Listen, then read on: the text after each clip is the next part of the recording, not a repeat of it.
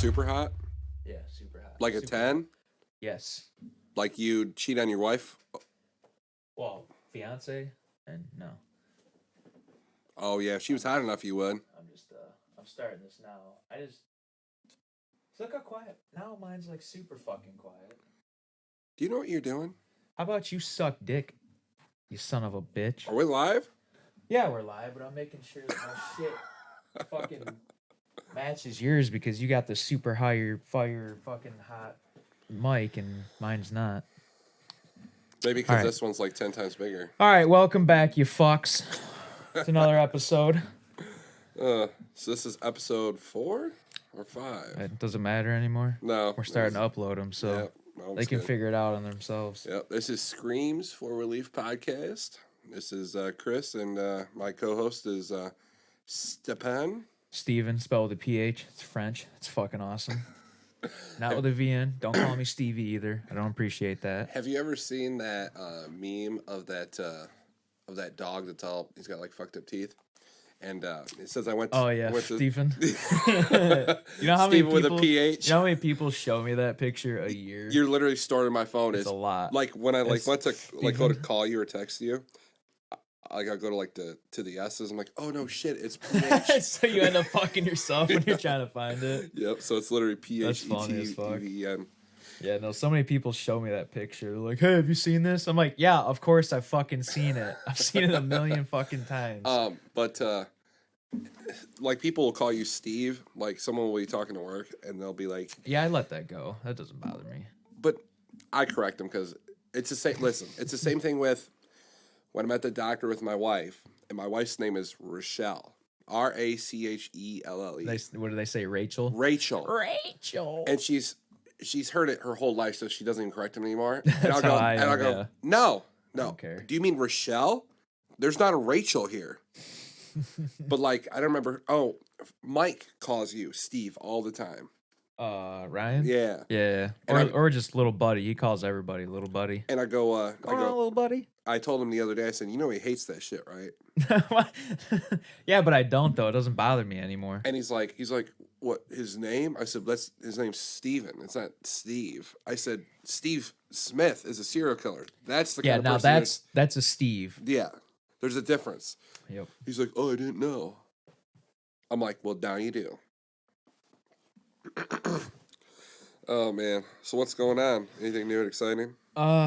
No, not too much. That Nordic Fire Festival was today. It's in Charlotte. It's almost like the Renaissance Festival, but like Nordic shit. I don't know. I'm not really sure. Like a Viking Ren Fair? I think so, kind of. Ooh. But like last Ooh. year, the Michigan Renaissance Festival was Viking themed when we went. That was the first time I went. That's when you like cosplayed as like a... Fuck you, it was a kilt. And I looked good. Are you Scottish? Everybody thought so. Are you Scottish? No, I'm Irish. So you were pretending then, which would be cosplay. Irish people wear kilts too. Yeah, but that shit originates from Scotland. Okay, do you know where? Do you know from who? If you don't, then shut the fuck up.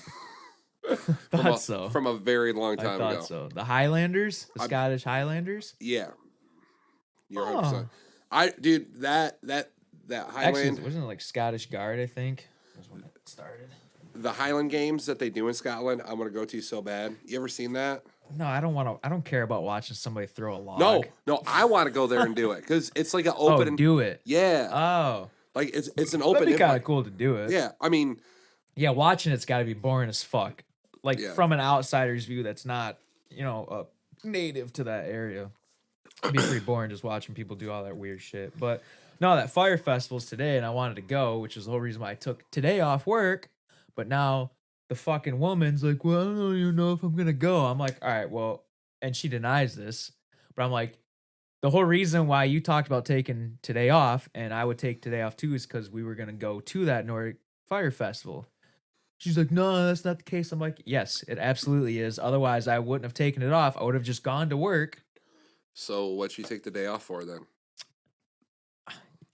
I couldn't tell you. I tried to get an answer out of her. I guess the excuse is to go get her windshield fixed, even though she doesn't need to be there to do that. You can literally call them and they'll come to your house and replace it. They're taking it somewhere that has to be through the insurance. because insurance is like covering it and only a certain place they can go to. I don't know. But anyways, I really wanted to go because like today is the day that they actually set like a giant wooden boat like on fire and like push it out in the fucking water. That would be pretty fucking cool to see. I asked my wife when I die for her to do that to, like a Viking. Yeah, like, put me in a wooden coffin and just push me out and someone shoot a fiery arrow and just watch me just burn. Biblical. That'd be cool, man. Yeah, can we talk about Valhalla? Valhalla? Yeah, isn't that like crazy? Like the fact that like Vikings believed in that, and what that was like, I gotta kill as many people as I can, otherwise I'm not gonna go to this special place and fucking drink wine and fuck bitches. Well, it's the same. It's the same thing with Muslim people who they believe that when you die you go see like 99 virgins or whatever. Oh yeah. Well, they never said they were women, so. Oh. Yeah, fine. So you gotta read the fine print. People. Nowhere in the Quran does it say you get. I mean, you get a bunch of virgins, but do you think they care though? I mean, a hole for them is a hole, right? Well, from what I've been told, I've never been over there, but my friends that have been deployed over in the Middle East, yeah, let's tell you all sorts of shit. They have sex with women to have kids, but they prefer to sleep with men for pleasure. You know, I've heard that too, and I don't. You ever seen that Key and Peele where they're like standing outside this like fucking bazaar market and they're wearing they look like the typical like rich kind of like Afghanistan people, so they got like the tight like silk looking pants on, the silk shirt, they got the mustache, the hair slicked back, and like the women are walking by and they're like, and the woman walks by and they're like, oh, did you see that? Did you see the tits on her? And they're like acting really gay to each other though while they're talking about the chicks. It's funny. Yep. No, that's a real just thing, how man. I picture it. Yeah, that's some crazy stuff, man. So I want to talk about your gun because that's pretty fucking interesting, and I meant to bring it up last episode. For those of you that don't know, Chris used to own a Springfield 1911 .45 caliber. Yep. And it was a while ago when I asked you, but I asked you if you wanted to go shooting. Oh, it was when your wife wanted the house or something. So you're like, hey, you want to go do something? I said, yeah, let's go shooting in the morning and then we'll go bowling and hang out, have a couple beers. And so he sends me a picture of his gun that's just like absolutely like fucking split and exploded. And I was like, what the fuck happened? He's like, listen, man, it's just been a bad couple of weeks. So I want to talk more about that because I still don't really understand what happened. And also, if you're curious what it looks like, we will upload the picture because you should see it. It's just pretty incredible. The gunsmith I took it to just said it was it fired like halfway through the barrel and then the powder exploded inside of the barrel. Which how does that even? It doesn't even make sense to me. So like, when it'd be like a misfire. But a misfire that actually fired. So it's like only half the powder burned. Yeah. So like so half the powder burned and pushed it. Yeah. Oh. Yeah, it fucked it all up. So that's okay. So where it actually lit the rest of the powder wasn't really where it was supposed to do it. He said it's a rare thing that happens, but it does happen. Yeah, it looked like it because I was like, holy fuck. Yep. And this was. Well, it's funny too because you sent me that picture because like 2 weeks ago was when like the press fucking busted up and. That fucking cut bar. I was like, man, dude, steel. You're making it your bitch this month. It was like a 2-inch thick fucking bar of steel. Actually, thicker than that. What, the perf block? Yeah. Yeah. Yeah, it's like 3 inches at least. It looked like a fucking strip of bacon. I'm like, super thick. Holy fuck. Yep. Yeah, no, that was crazy. So you want to buy a Kimber 1911 now? Yes. Their new stainless steel line that came out last year, 2 years ago. Super nice. And I haven't done it yet, but I'm going to. Talk to wife about it? Yeah. She's hesitant on it, but I'll sweet talk her. You gotta get her to buy a gun. Yeah, she talks about it, but she doesn't want something that big. She probably wants like a 380 or something like that. Yeah. Or fuck, dude. Even I keep telling Tina I want to buy her like that Walther, that PPK, chambered in .22, like a stainless steel or like a nickel. because those are pretty nice. Yeah. I guess they used to have slide bite really bad because it was such a small gun. The way like the ergonomics of it was made, it used to fuck people's hands up, but they fixed it now. So I'm like, oh, that'd be kind of cool to buy. Yeah, I definitely want like a 17 HMR. That where we talked about that like the I other said, day. like a bolt action. Yep. Yeah. Yeah, my cousin has one. He uses it for his coyote gun. It's super nice, man. Yeah, like I was saying the other day too, like Remington just came out with a new line of 410 lever actions. I didn't look how much they they're were, only like they're like they're super shorter. short. Yeah. Yeah. Yeah, that's super It'll be cool. fucking sweet to have though. Still want to take my 30-30 hunting. We gotta go up north. Is what we gotta do. I want to go up cool, north. man. I want to hunt with that 30-30. That's You have a scope on why it? I bought it. Yeah, Bushnell. Mm. I bought it off Andy Cook from work, and because I remember when I was talking about buying the 17 HMR, and he's like, "Yeah, I got a 30-30 that I've been trying to get rid of too," and I was like, "Well, that's really what I want." He's like, "Yeah, you want it? I've been trying to sell it for a couple of years now." I'm like, "Fuck yeah, I want it." He's like, "Yeah, it's got a scope, got a couple boxes of ammo." He's like, $400. I was like, okay. And then he sends me a picture of it, and the model is it's a Marlin 30-30 336C, which means it has the gold trigger on it. Mm-hmm. And he sent me the picture with like 4 boxes of ammo too. He's like $450 with the ammo. I'm like, okay, that's a deal because 30-30 is fucking expensive. And literally each box was full except for one that was only missing like 10 rounds. Is it new ammo or did he press them? No, it's new ammo, but it's old new ammo. So like, I already had one that didn't fire when I was at the range. So, but it eventually did fire. But I was like, I don't really like that.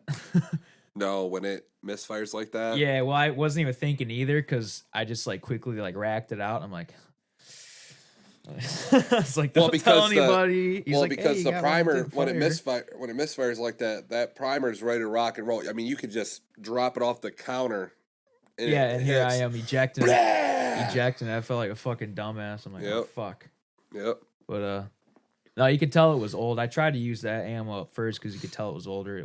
It's got wear and tear on the brass. I actually took Mother's polish and tried to like polish the brass up to help it kind of feed and everything a little bit better. But wouldn't steel wool help with that? Yeah, you can use steel wool too. On top of using like Mother's after. Me and my buddy were at a gun range a few years ago, and this dude had his grandpa's M1 Grand. That'd be fucking cool. And he was shooting it like he restored it and stuff. Like it was a gun he actually had in World War II, and he restored it. That was the cool thing about like back then is like you could like buy your gun when you came back. Really? Yeah, when you go to war now, they keep it. 100% they keep it. That's bullshit. Yeah, but it's so easy to build an AR now though that you can build something probably better than what they have. And he had some ammo from not from the 40s, but from like the 60s and 70s. Like you could tell it was old and stuff. Yeah, dude, we can debate on what's a better gun now, you know, the AR-15 or the AK-47. But that M1, that's a real gun, man. Oh, fuck, kicks like a motherfucker. I mean, the shoots 30-06 rounds. Yeah, well, I know. A 223 is like a 22 that's just elongated. Mm-hmm. But a 30-06, that'll put a hole through 3 people. Isn't there's a 44 carbine, like M1 Grand, isn't there? Shoots a 44 mag. Yep. I really want a Thompson. That would be nice. I mean, because Andy has one. Andy Cook's got one. So he got a drum clip, or is he? Yeah. See, I don't need all that, and there's really no because they shoot 40. It shoots 45 ACP. Yeah. So it doesn't really have any like purposes to like hunt or anything with. Yeah. Well, also with that too, if I were to own one, I would also start repressing my own ammo. Is this fully automatic? Yeah. So he has the right licensing? Yeah. Oh, cool. Yeah, because with all the gun control people that are in this country, I got in an argument with someone on Facebook about fully automatic weapons are illegal in this country. Said no, they're not. It just takes a million years to get them registered. Not only like you can like even with like big sniper rifles, like you can own a Barrett, you can own a 50 caliber rifle. You can own any kind of gun in this country. It's all about how much money you want to spend on the licensing to own those kind of guns. Yeah. I mean, my best friend has a fully automatic M4 because he was a military contractor when he got out, and he still has it. Well, I mean, it's way easier for him to get a gun like that then. well, yeah, because he has a He's got security the clearance, credentials, and, yeah, that kind of stuff. Yep. But you could do that. Yeah. It's not that difficult. Andy's also got an SKS that's actually registered as a relic. See, my dad had an SKS I that think I it's wish. all matching too. I wish he wasn't. I wish my dad wasn't such a fucking dirtbag because I would have had that gun. And Tina's dad's got an SKS too. His isn't as old, I don't think, but his still did come with like the original wood, but he swapped it out for composite. Yeah, and it looks cool, but it's supposedly heavier, which is kind of weird because normally wood's like heavier than like composite. The whole reason of composite is to make it lighter. So he's like, well, I want to put the wood back on it, but Andy's looks fucking sweet. And Andy, he has the bayonet with his. It's fucking awesome. Last time I actually, it was the first time I went shooting with him, and I got to shoot it. I want one. I want that, and I want a Mosin Nagant. Oh yeah, a sniper rifle from like World at War. Yeah, but it's hard to find one with like matching numbers or even like a couple of matching numbers for parts. Is that a World War II gun? Yeah, I think it's It was Russian. Wasn't? Yeah, that'd be cool. That Vasily Zaitsev, that's what he used. But yeah, but then they also, I never knew this. Andy was telling me about it too. Like old guns like that, to preserve them, they pack them in a compound like called cosmoline, which is almost like a gel, like oil kind of. Keeps it from rusting and stuff. Yeah, so when you buy these guns, you got to figure out a way to get the cosmoline out of them. So there's multiple ways, but heat is like the main method of like getting it out, to sweat it out of the wood per se, not so much like the metal. It's the wood that you got to get it out of. So Andy said when he bought his, he was looking up online, and he said he was sitting there with a hairdryer, because a lot of people say use a hairdryer, it'll sweat the cosmoline out of the wood. He's like, nah, fuck that. This is taking too long. He said he read somewhere that some dude was like telling him, yeah, just throw it in the oven for, 10, 15 minutes. So he said he's got his SKS. He's got it in the oven just baking away. He says his wife comes home and opens the oven. Got a fucking rifle inside the oven just cooking away, sweating the cosmoline out of the wood. Man, that's a big oven to fit a rifle in. Well, it's he broke it down. But, oh, right. Not like the whole rifle. Yeah, he's not stuffing an entire SKS in his oven. Yeah, because if I remember correctly about SKSs, it's a long gun. Yeah. So yeah, with the bayonet too. Because with my shotgun, I have a 870 that is a long-barreled shotgun, and that thing it's as tall as my gun safe is. That's pretty long. Yeah, it's super long. It's a muzzle loader. It's a duck gun. Oh, okay. But then my Thompson Center, I have a Thompson Center 50 cal muzzle loader. That muzzle loader's shorter. Yeah, way shorter, really? man. But I have it's got a 308 rifle primer in it. So it shoots way longer. I don't know what that means. I know nothing about muzzle loaders except gunpowder and igniter. Yeah, that gun will shoot. You can group. I mean, with that gun, how it's set up, you can group bullets. They're supposed to be accurate. 3 inches at 200 yards. Yeah, long barrel. Oh yeah, and super accurate. Yeah, it's super nice. They say it looks fucking cool too when it's like dusk. And you like shoot it, and you can like the flash and everything. Yeah, well, especially if you're using black powder. Yeah. And you're not using like a smokeless powder. Using black powder, you feel like you're from like the Civil War and you're marching down the Confederate soldiers. Yeah. Hey, my buddy's dad, he goes muzzle loading every year. I think he's got like 3 of them. Yeah. You ever been to a Civil War reenactment? No. I've been to Gettysburg though. Yeah, we used to have one at in Jackson every year, and I always thought that was cool because really, yeah, I don't. Where would they have it at? At the fairgrounds? No, at Ellis Sharp Park. Oh, I don't know where that is.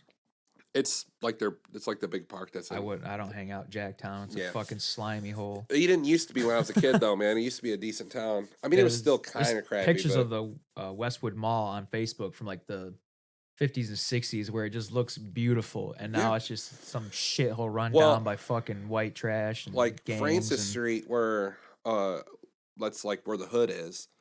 That was like, I asked my grandma that and back in the 50s, that was where all the rich people lived. Really? Mm-hmm. Is that crazy how much it flip-flops like that? And why it's flip-flopped is because what people did is tanks. when shit hit the fan, they turned all these big, huge, ornate houses into like quadruplexes, and they cut all these houses up and chopped them up and put doors and stuff on them, and so they could get, so they could charge 4 different families $500-600 a month. It'd still pay and still get the same amount of money as you were when a rich person was living there. Oh, that's crazy. Yeah, it's insane. But no, it's the same way with like in Chelsea in the 50s. Chelsea was like a tiny fucking town. Yeah, and I believe it. It's still pretty small. But as far as like how big it's grown is crazy. Dexter's the same way. Dexter's way big. Huge. Dexter's bigger even since I was like a kid. But it's funny how different towns, they'll either do that or they'll go the other way like Jackson has. And then you have little towns like Stockbridge. It's just like we're just stuck in like a frozen time zone where we won't ever leave. Like it just stays the same forever. Yeah. You know what? In Dexter, when I was over at my grandma lives in Dexter. She lives in you know where the A&W is? Yep. Right by the cop shop. Yeah. So if you turn underneath the bridge and turn right going towards the A&W, she's on that first road to the left and that first like subdivision. So she's right across the street from the Michigan Militia. I don't know. She's like right next to the high school. But anyway, she's in the rich neighborhood. They're putting like some fucking like housing center across the school. They're building one for like fucking rehabilitation for like drug addicts and fucking thieves and stuff like that across from a school. Yeah, that'll work out. Across from a school. How does that make? How is that safe, smart in any way, shape, or form? She was like, the value is gonna go down around this town if they do that, and I'm like, it won't though. Yeah, I don't know, dude. I have a friend of mine who still does construction in that area. It's like every couple of years they're just either adding on to subdivisions or they're putting a brand new one in, or like those condominiums that they're building right next to that fucking BP. Like right on the ass crack of that BP. Oh, yeah. That luxury, I think they're luxury apartments, or they might be retirement apartments. Have you seen those condominiums on right off like Main Street? They built that. Yeah. Well, right across from the post office. There's ones in Ann Arbor. They're massive. That street that runs the Ann Arbor Ice Cube's on. I think that's Lore Road. I don't know. Circle Drive, something like that. Do they just, it's like every year they just build more stuff and they just fill more people. Yeah, they're constantly building. But that's all Dexter is. All Dexter is a little Ann Arbor. I wouldn't go that far, but dude, try to go through Dexter at 3:00 in the afternoon. Come from Chelsea, take Dexter Chelsea Road. Well, hold on. That's because there's literally it'll take you an hour and a half to get through there's town. Literally 2 main roads that you have to get to, and there's literally only like 1 main road to get to those 2 main roads. So, and plus 3:00, everybody's fucking funneling and squeezing down those main roads. I remember when I worked at on Jackson Road, and I would go through Dexter when I was on days.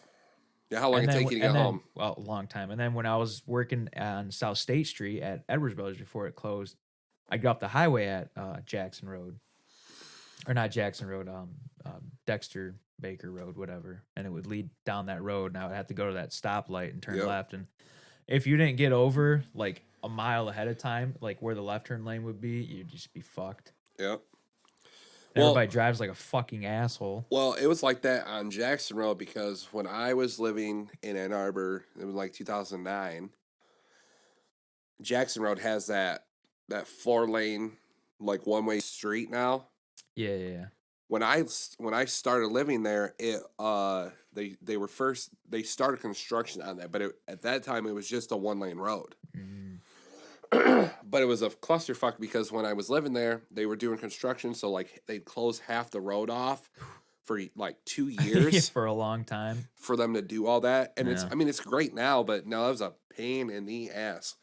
And I did construction on a old lady's house on 7th Street over by Stadium, and she was like a big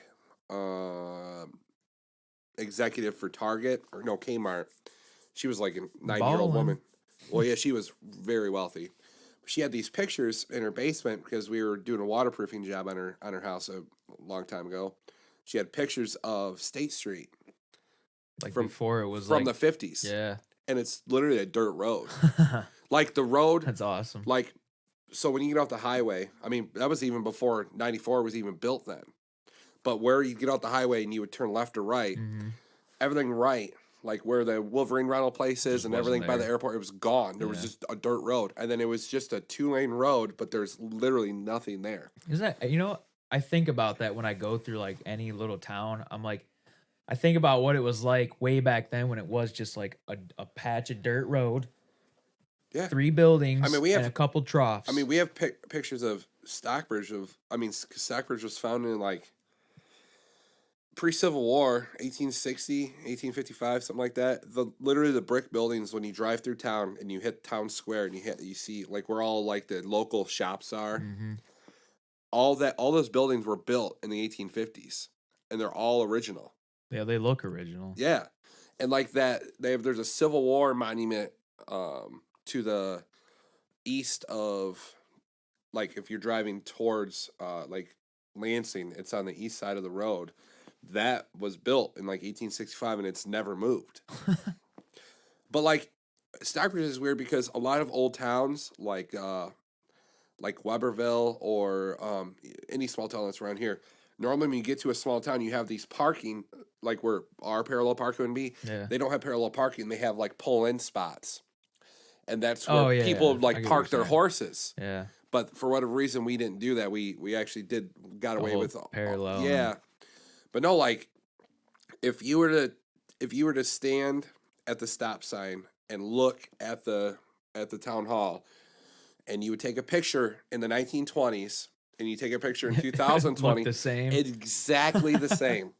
I mean, it's crazy, and I don't know, it's cool. I just wish some of the stuff would change, like we would evolve a little bit. There's literally one subdivision in town, and it's on the outside of town. I didn't know there was a subdivision in Stockbridge. I thought it was all like apartments and so if you turn on the streets. If you're leaving Stockbridge, you're going down 52. There's one on the right hand side, just getting out of town, but there's only like 13 houses there. There's all this extra space, but no one wants any more houses to be built there. And I mean, it's an affordable place to live. There's just at like 9:00, the town is shut down. There's nothing to do but smoke meth. Well, and that's what I don't understand is like people get upset with how the town is, and they are upset with how big of a drug epidemic heroin and meth is. Listen, it could be worse. But then they don't want to have like any kind of teen center or any place for kids to hang out with or hang out at. So they get mad that they're in the house. So they say, get out of the house, go hang out. Yeah, but then there's nothing to do. Like, you don't want to go to the bowling alley where all the drunks are, because the bowling alley is just a bar with with like 5 lanes. I'd fucking hustle the drunk people. Like, you could. No fuss, right down the middle, strike every time. But give me your money. Where Hungry Howie's is, right across the street from Mug and Bob's. When my mom and aunts were in high school, that place was called the Snack Shack. Why is Mug and Bob's like a staple of every small town? Dude, like, every small town has like a Mug and Bob's. It didn't used to be like that. It used to be there was one in Stockbridge and there was one in Gregory, and there might have been one in Pinckney, but now Pinckney. They're turning into like the Dollar General, like they're just fucking. Ooh, got a gas station for sale? Yeah, you go into like every town. You hear somebody talk, like, yeah, the Mug and Bob's down the road. It's like, fuck, you guys got one too? Yeah, that's crazy. Shit. Yeah, my buddy's dad works for him. I mean, whatever. If you can get away with it, man, that's crazy. Yeah, I have one of those reward cards through Mug and Bob's because that's where I get all my stuff from. Because we have 4 gas stations in town. There's 2 Mug and Bob's in town now. The one on the other side of Stockbridge used to be called Fast Track. It's another Mug and Bob's now. So there's that one, and Shell, Mug and Bob's, and Buddy's. I don't go to Buddy's because they're owned by Middle Eastern people, and like the shit go. Yeah, I just water down the gas. I've had a lot of bad experiences there. And then I found out that this guy that owned that one owned the Fast Track back in the day. His name was something different. I don't remember what his first name was. But he evaded taxes, never paid any federal income tax. Oh, yeah, real stand-up guy, huh? Then he sold that one, and bought Buddies, but then he had facial reconstructive surgery. Buddies, that's another one. And changed his name. You're fucking joking. Swear to God. You can talk to anyone else from Stockbridge. My aunt will back it up. Fucking wild. So then he changed his name and then bought that and did the same shit. So if you work at Buddies, you got a recidivist here. So if you work at Buddies, you don't get paid, like you don't get a real paycheck. Like he'll write you a personal check or give you cash. Oh, that's not weird at all. That doesn't raise any red flags. I think he got in big trouble by the IRS. But see, no. what those people do is he'll sell it to his cousin or his brother. And then sell it back to him. And then he's still getting all the money. Oh, because he's like the mafia don. You know what I mean? So I don't go there anymore. So I have to go to Mug and Bob's, but the stupid rewards card is expiring. I got like 1 billion points on it. He's like, well, just download this app. I'm like, I know, but I want all my points to transfer to the card, to the app. No, it doesn't work like that. I'm like, so what am I supposed to do? He's like, well, you can get like $5 off your gas. I'm like, man, just give me free coffee. Yeah, something. I'm a reasonable man. Yeah.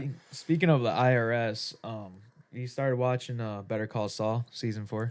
Yeah, I'm on halfway through the first episode. Are you? Why did it take so long to get the fourth season out? I don't know. Also, forever. Also, that reminds me, Ozark, March 27th. Holla. March 27th. Ozark. Greatest show. Jason Bateman. Greatest serious role actor going from comedic relief. See, I started Ozarks, and I think it was on season 2 or 3. What season are they on? They only have 2 seasons out right now. Okay, so I literally just said season 3, March 27th. So spoiler alert. Why are you burn one? So spoiler alert.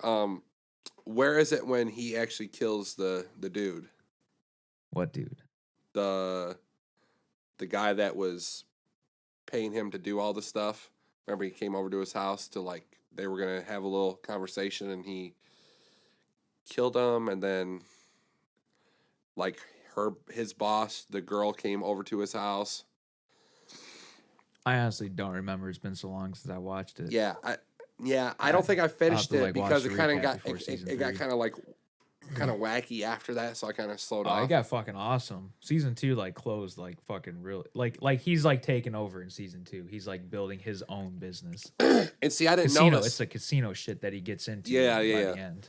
See, and I didn't know this, but when I went down to visit my my buddy that lives in KC, we were talking or whatever, and he was asking me what I do for vacation when I was a kid. I was like, dude, we go out to Mackinac, or we go across the bridge, or hang out at our cabin or whatever. I was like, what would you guys do? He's like, we'd go to the Ozarks. I'm like, oh shit, that's a real place? Yeah.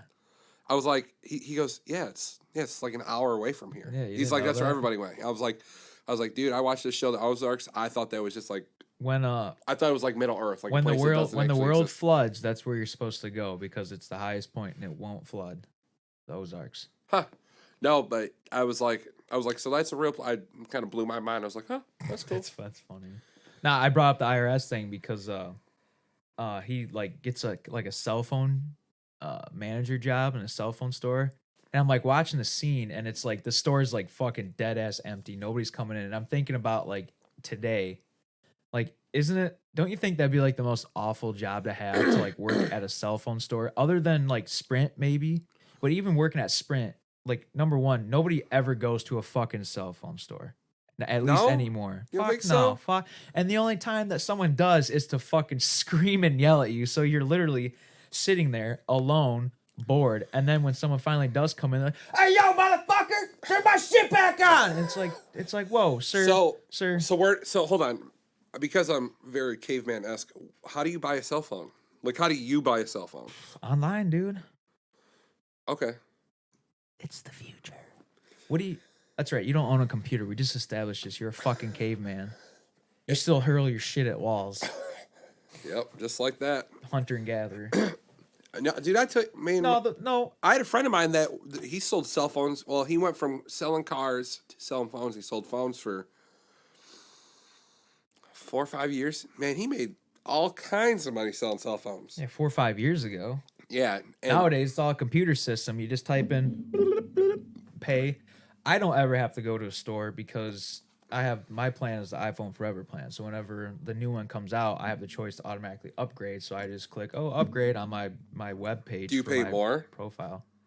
Nah, So do it's you usually lease about them? the same. Yeah. But that's the problem. Remember me saying how my mom like went crazy and then she like decided It's like like, pay your own shit. yeah, like I'm fucking done. like I wake up to this like fucking bullshit passive aggressive note like, hey mama, it was she said pay your portion of the phone bill, which I always do, motherfucker.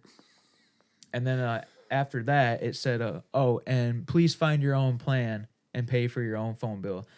And I'm thinking like, motherfucker, number one, I know you're fucking me over because I'm paying like a shit ton of money on our phone bill that I know is not all me. And number two, so because you're having your fucking fifth midlife crisis, you're gonna decide to just try and fucking big toe me right in the fucking nuts? No, I don't think so. Because it's gonna cost me like 200 something bucks to cancel my plan.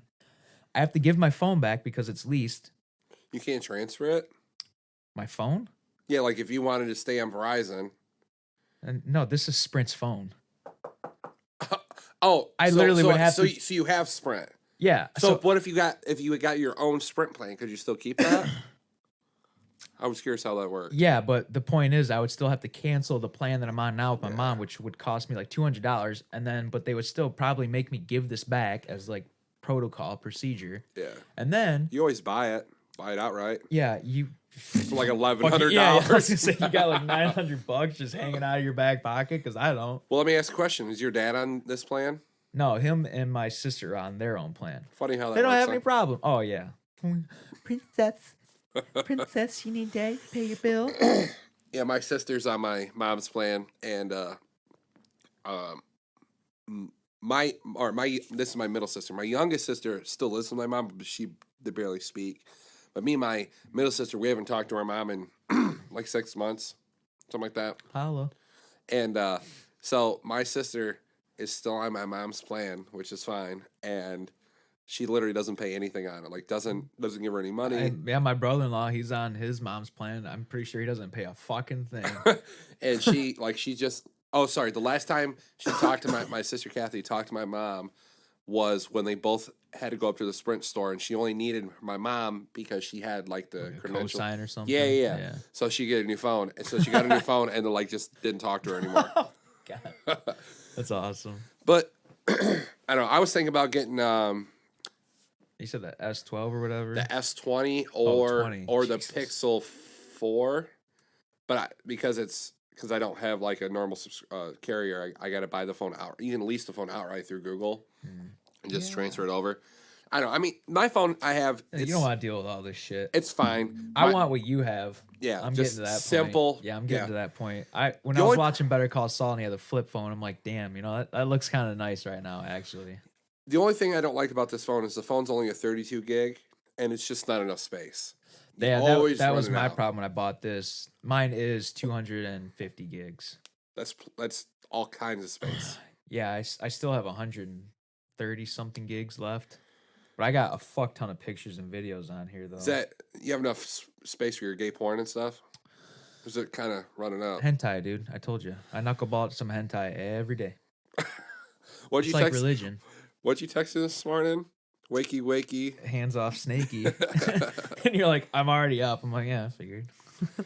I almost like didn't get up because I was so tired staying up late watching that. Well, because I wake up or I sleep without moving. Like I don't move when I sleep. Literally every morning I wake up, my arm's asleep because it's been in the same position the whole time. And my wife's like, it's 8 o'clock? And she always lies because she says it's 8 o'clock. But it's actually like 7. It's like 7:45. I'm like, listen, it's not 8 o'clock. And then she's like, well, can you wake up and change Ezra's diaper?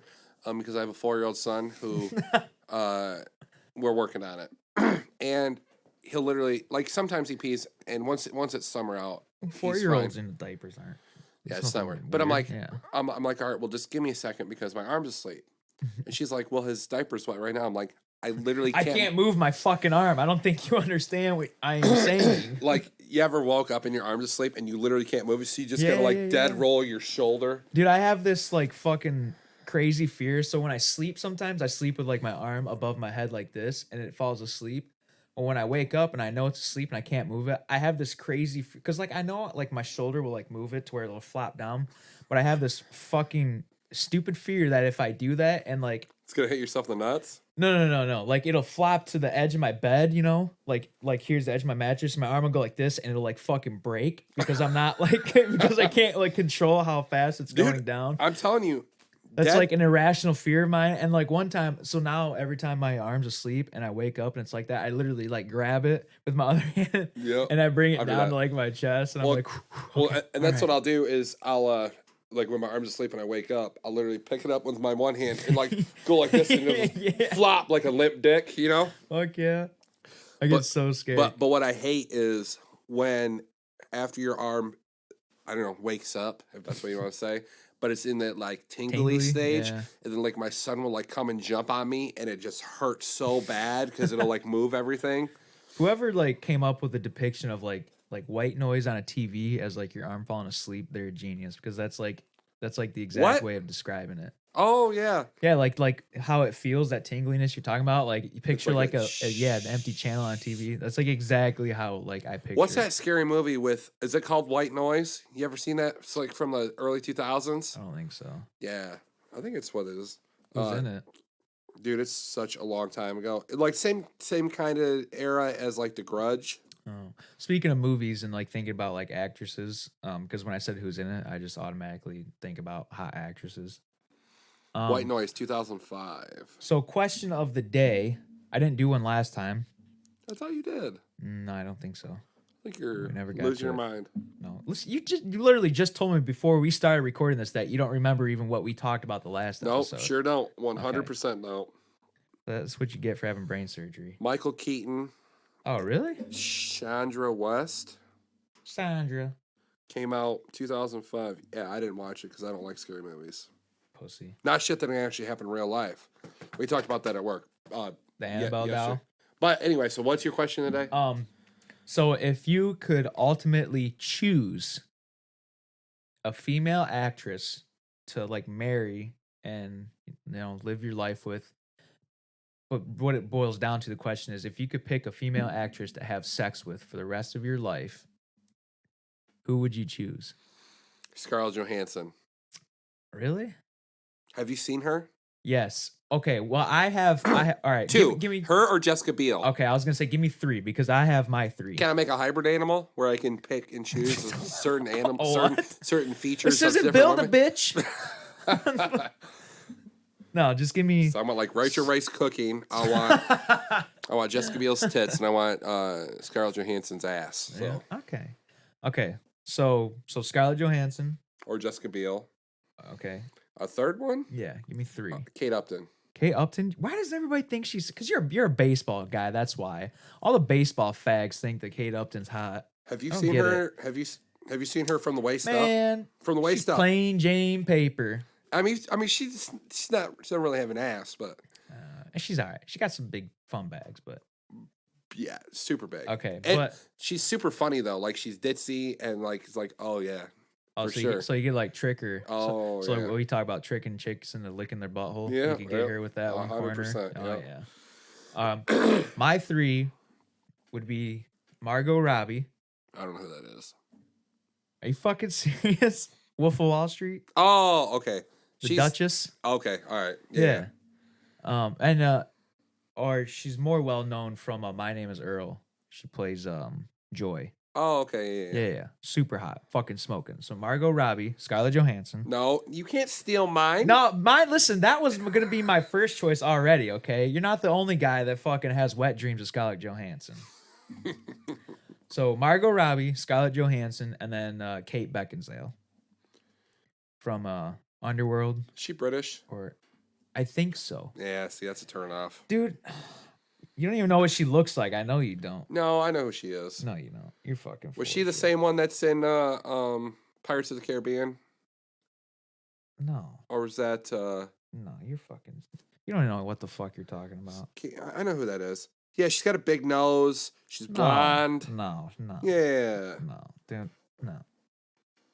Who the fuck am I thinking about? I don't know who you're thinking about, but she is a fucking smoke show. The girl who played Padme. I don't even know who you're talking about. In episode 1, the second trilogy of Star Wars. Dude, I don't listen. I'll be honest. I don't watch the Star Wars movies. I watch The Mandalorian. That's it. Oh, I forget that you're not a Star Wars She was in guy. Underworld. You don't remember watching the Underworld movies? Kate Beckinsale. She looks real hot in Van Helsing. Oh, yeah. I know who you're talking about now. Kate Beckinsale, if this ever reaches you, we'd like to talk to you. Natalie Portman, that's who I was thinking about. Fuck Natalie Portman. You would? She a hoe. Nah, dude, she looks super hot in the Van Helsing get up. Yeah, I remember Van Helsing. I love that movie, man. She's even hotter in Underworld though, I think. You know, I actually was at the Briarwood Mall when I was living out there, and I actually ran into the girl who plays in all the Resident Evil movies. Mila Jovovich? Yeah. She's super weird. Super weird. I used to think she was hot when I was like in high school. She definitely, she's wearing leather pants when I saw her. She's definitely all right. You know, that's a movie series that like it kind of took the same path as a video game where it just got like fucking dumb and outrageous. Like Retribution is good. Like the first like 3 were like the only good ones, and then anything after that, it's like, dude, this story is like so fucking beyond. Well, it's just the same thing over and over and over again. Like the video games got so fucking ridiculous. Like Resident Evil 6 was fucking retarded. Yeah. And then that's when they decided, whoa, Capcom was like, whoa. But the reboot, we're gonna shut this down and reboot it. Yeah. Resident Evil 2, yeah. Have you played it yet at all? Yes. Fucking dude, I love that game so I can't much. play it at night though, man. I love that fucking freaks game. me out, man. Dude, that game was so incredible. And they're making 3 now. They're remastering 3. Yeah, when that Resident Evil, I played the fuck out of that. Yeah, I still did my speed runs and got my infinite weapons. Did you do were you a Final Fantasy kid? Did you ever play Final Fantasy? I played Final Fantasy 10 and I think maybe 10-2 because they didn't have like 10 and 11. What is it back now? Then it was 10 and 10-2. What is what now? Are they still making Final Fantasies? Yeah, they are. Where it was kind of like the whole gameplay was like Pokemon, where like I think everybody's just like remastering all these games now. Well, you want to know why that is, right? Well, yeah, the whole nostalgia thing. No. Money. It's way simpler than that. Humans aren't that smart, and we're just fucking running out of ideas. Well, that too, yeah. Like we've literally thought of everything we could ever think of, and we go, guys, we're sitting in a fucking board meeting, guys. We don't have any more ideas. I'm okay with it though because they modernize these old games. But what I don't like is rebooting good movies and making them shitty. Movies, yeah. But you know what like would be Ghostbusters, the reboot of Ghostbusters. They're doing another one now. Remember Dan Aykroyd talking on Rogan's podcast? Yeah, that one's fine because they're gonna have the guys in it. You sexist fucking pig. The Ghostbusters. Get out! The Ghostbusters reboot. I don't like this Me Too movement shit. Okay. Oh yeah. Aziz Ansari got fucking pounded for that shit. What did he do? I heard about it. Something you said, and you stand by that Me Too movement about dudes just whipping their dicks out and everything in office spaces and jerking off in front of women. It's like Scientology. It's just a bunch of crazy nonsense. And when you join it and then you realize it and you do all this dumb shit and the world looks at you like some fucking loony, and then you back out of it like, no, I'm not a part of it anymore. Like that bitch from King of Queens. Yeah. Yeah, Leah Remini? I don't know, but she was like, oh, she bashed this. I can't believe she's still alive. She was, yeah, well, because the last time I watched a thing about her in Scientology, she was fucking like beyond balls deep in it. And then like a year ago, my dad was watching something with her and she was like, it's so messed up and fucked up what they do and they do this. I'm like, whoa. I said, she's talking about Scientology? My dad's like, yeah, she's out of it now. I'm like, dude, you ain't out. Once you get into that, you ain't out.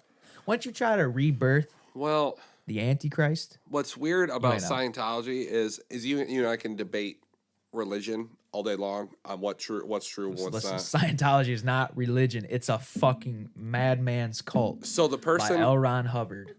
So L. Ron Hubbard, who created Scientology, the founder, yes, is also the guy who's wrote more science fiction books than any other person in the world. Oh, I know. So you're not going to believe Christianity, these biblical scribes from a long time ago that we found, or Buddhist monks who've been doing the same stuff for thousands of years. It's because he snows on these people. And I'm not going to tell you which one's right and which one's wrong, because that's just my opinion. Scientology's wrong. I will Scientology's tell you right now. bullshit. It's fucking nuts. That's just as crazy on Parks and Rec and them talking about Zorg, the lizard or god. Zorp. Yeah, Hail Zorp. Zorp. If you look at him when he spawns, your face will melt off and everything. I love when Ron's making those flutes. flutes. Yeah, those flutes. He's like, "Do you take a check?" Yep, sure will. Yeah. Don't cash it till tomorrow. Yeah.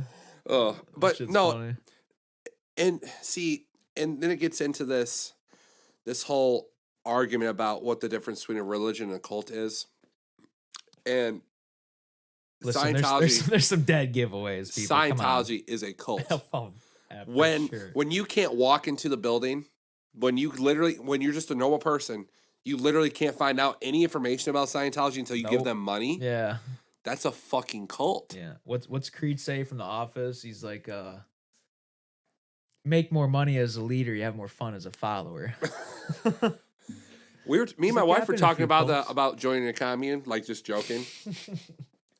like the actual thought of doing that, of just like homesteading, like not actually working, like growing vegetables and just like doing like colonial type of living. I'd be okay with that. Yeah, I'd be totally fine. Yeah. But I said, see, this is what happens in communes, though, is you get a bunch of people together, and everyone in the very beginning is like, "Oh, it's religion." Just no religion. Just rules. Everyone just like everything's fine, and eventually someone gets pissed off and goes, "No, this shit's mine. Look at me, I'm the captain now." Yeah, and then everyone's like, because they're in a commune and they're all smoking weed and everyone doesn't care, like, okay, fine, whatever, and they're like, no, now you're gonna be my wife. And you're gonna be a slave, and you're gonna sacrifice all the young children. Yeah, but if you have guns, it's not a problem. And it always ends weird, man. Like I would, when I get older, I would love to just homestead in like Montana. I just own a bunch of property. No one bothers me. It's not a bad gig. I like buy like 1,000 acres, and I build my house in the very back of the 1,000 acres. 1,000 acres. Jesus. Yep. What are you planning on having? $8 million by the time you retire? Dude, you know how cheap property is out there? Montana? Yeah. You know Montana's the least populated state in the lower 48? No, but I do know that it's like the income to the fucking like spending ratio. You make more than what you have to spend for like... Hold on. Why am I drawing a blank for that? Fucking inflation. Least you can do is keep my salary consistent with inflation. Yes. Man, we need someone to type shit up so I don't have to do it while we're talking here. Use the computer. It's right there. It's not going to close the recording. In Montana, there is 7 people per square mile. Perfect. That is fucking bliss. I like it. The next one is North Dakota, which is 11 people per square mile. Oh, whoa. 7 people's perfect. But see, here's the thing about that, though, is you got to be careful because the more spaced out those people are from each other, the crazier they are. Yes. Yeah. You start getting into like The Wrong Turn and Hills Have Eyes category movies. Well, see, with having that much property and me having vegetables and like I would just kill stuff on my own property, I would literally never have to leave. Ever. Yeah, and that's what makes them crazy. Yeah, but see, I'm not unrealistic. You become stoop boy. You never leave the stoop. Oh man, hey Arnold. Oh my gosh. So does Tina have that shrine in her closet like Helga did of Arnold? Where she so. she of picks me, her though? hair. Yeah. With like gum and hair and stuff. She like not in her sculpts you. closet, but she's probably got one somewhere. Yeah. Are we gonna talk about how awesome Hey Arnold's room was? How awesome Arnold's room was? Like he had like those big like sky yeah, the skyways like, and stuff. Yeah, it's fucking crazy. I lived in a basement when I was a kid. Like a literal basement. I wanted to live in the basement growing up. Probably weren't allowed to, right? No, Nah, because you'd be I doing was a some terrible. sketchy Yeah, shit. I was a terrible child. They were aware of that. They acknowledged that. I accept that fact too. I was a little shithead. But no, like if I in that scenario where I buy a bunch of property out there, like I'm still gonna have electricity. I just do solar panels. Yeah. Because see, everyone's like, well, solar panels will never power a house. Like, no, Yeah, they not a house when you got 11 TVs and 3 fridges Yeah, I and know. all this other crazy shit. Well, no, they'll power it, but you just have to have like more than what you think you need. Right, but no, if you The money up front to pay for the solar panels is a big chunk of if change. I literally have but like a you're 900 breaking square even. foot cabin in Montana and I Oh, have yeah. a TV, You need and like a off- satellite dish worth of fucking solar Yeah, panels. that's all I it. need, Yeah. and I'd be fine. And so I'd still be in tune. Hopefully, my wife hasn't left me by then, so I'll still have another human that's with me. Fingers crossed, huh? Yeah. Well, everything's still always up in the air because you got to remember she's married to me. So Yeah, you're a real piece of shit. hey, I'll be married 9 years this year, so she hasn't left yet. So do you and your wife like take pictures of each other, like lewd pictures? like together, like as we're doing stuff. No. Like kind of like a set. Like you set it up. So like you ask to take like lewd hot pictures of her. And like you like give her like a scenario or something. We've talked about it. No. Yeah. No, but no. I've really wanted to do a sex tape for a long time, but she's won't allow it. See, because she's like me. She's like I wouldn't really have an issue with it per se, but it's like it's on if it's on your phone, someone can get to it. I'll tell you right now, the sex tape isn't all cracked up as it is to be. You watch it back and everything just looks way weirder than you think. Well, it's because it's you though. If you can get past that. No, because I've seen myself getting it on in the mirror and it looks fine. Just something about looking at yourself just fucking bumping uglies, grinding nasties with your significant other on your phone at whatever angle. It skeeves you out, man. Hold on.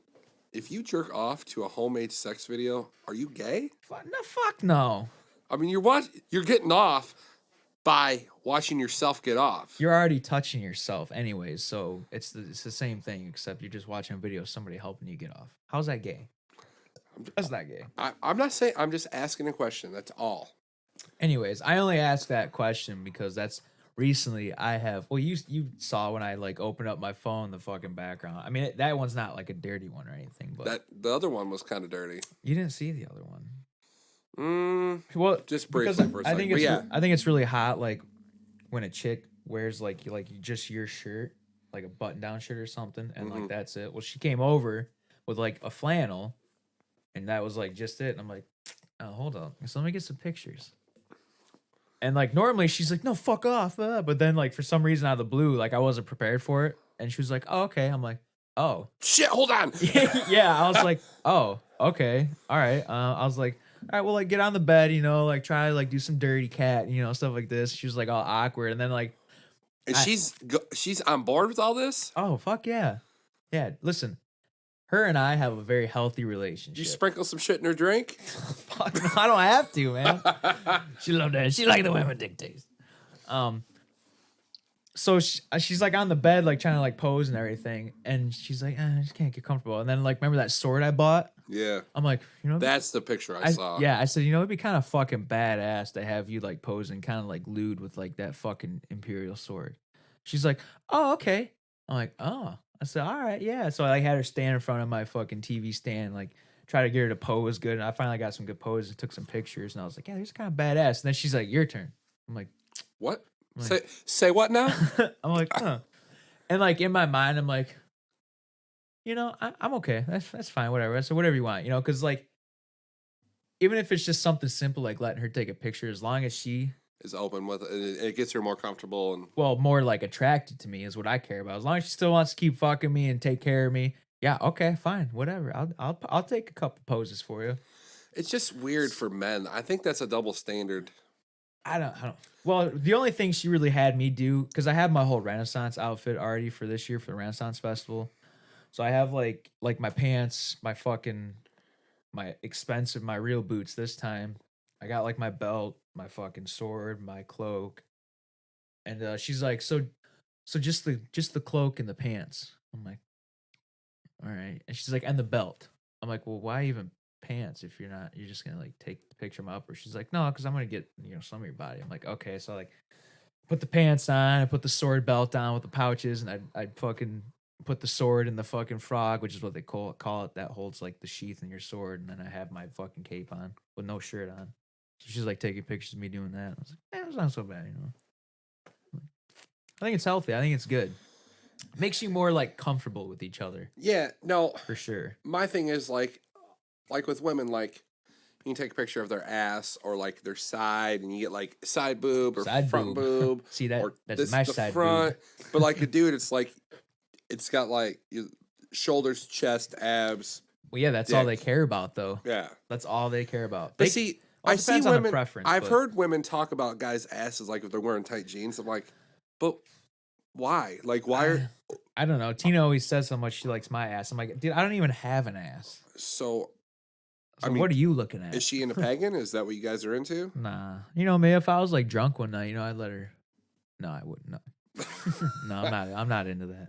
I'm not doing all that.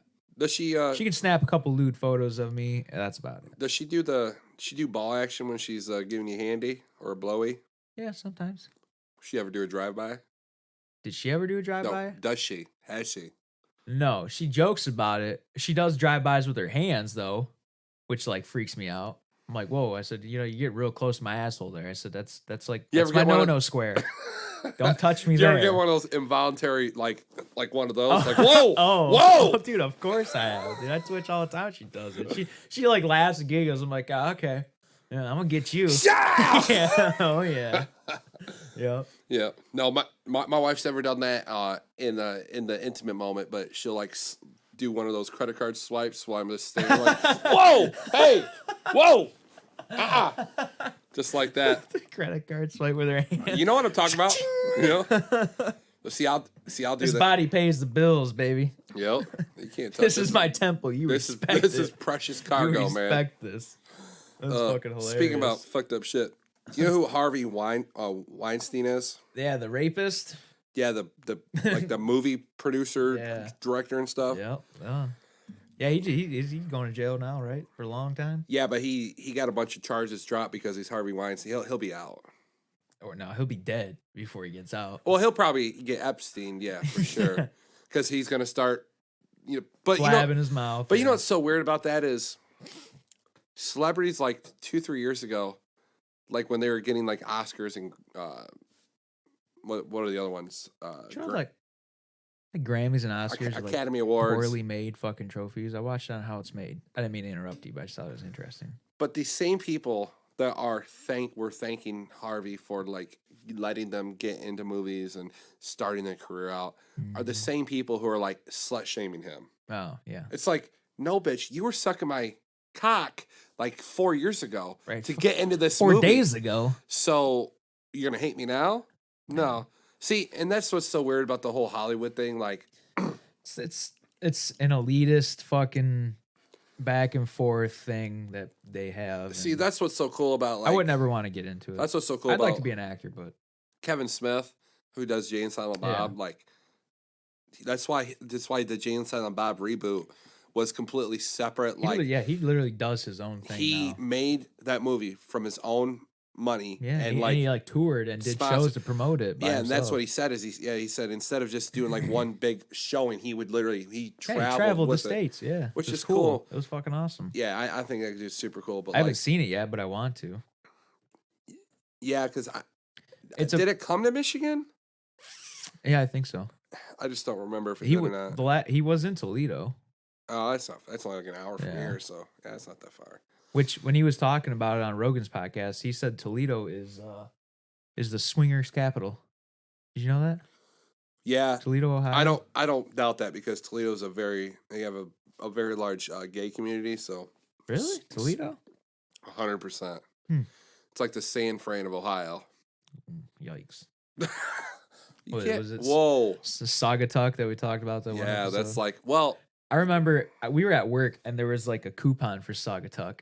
And my old operator, at the time, the maintenance supervisor, my dad's boss, it was Cheryl McAllister, and she's a lesbian.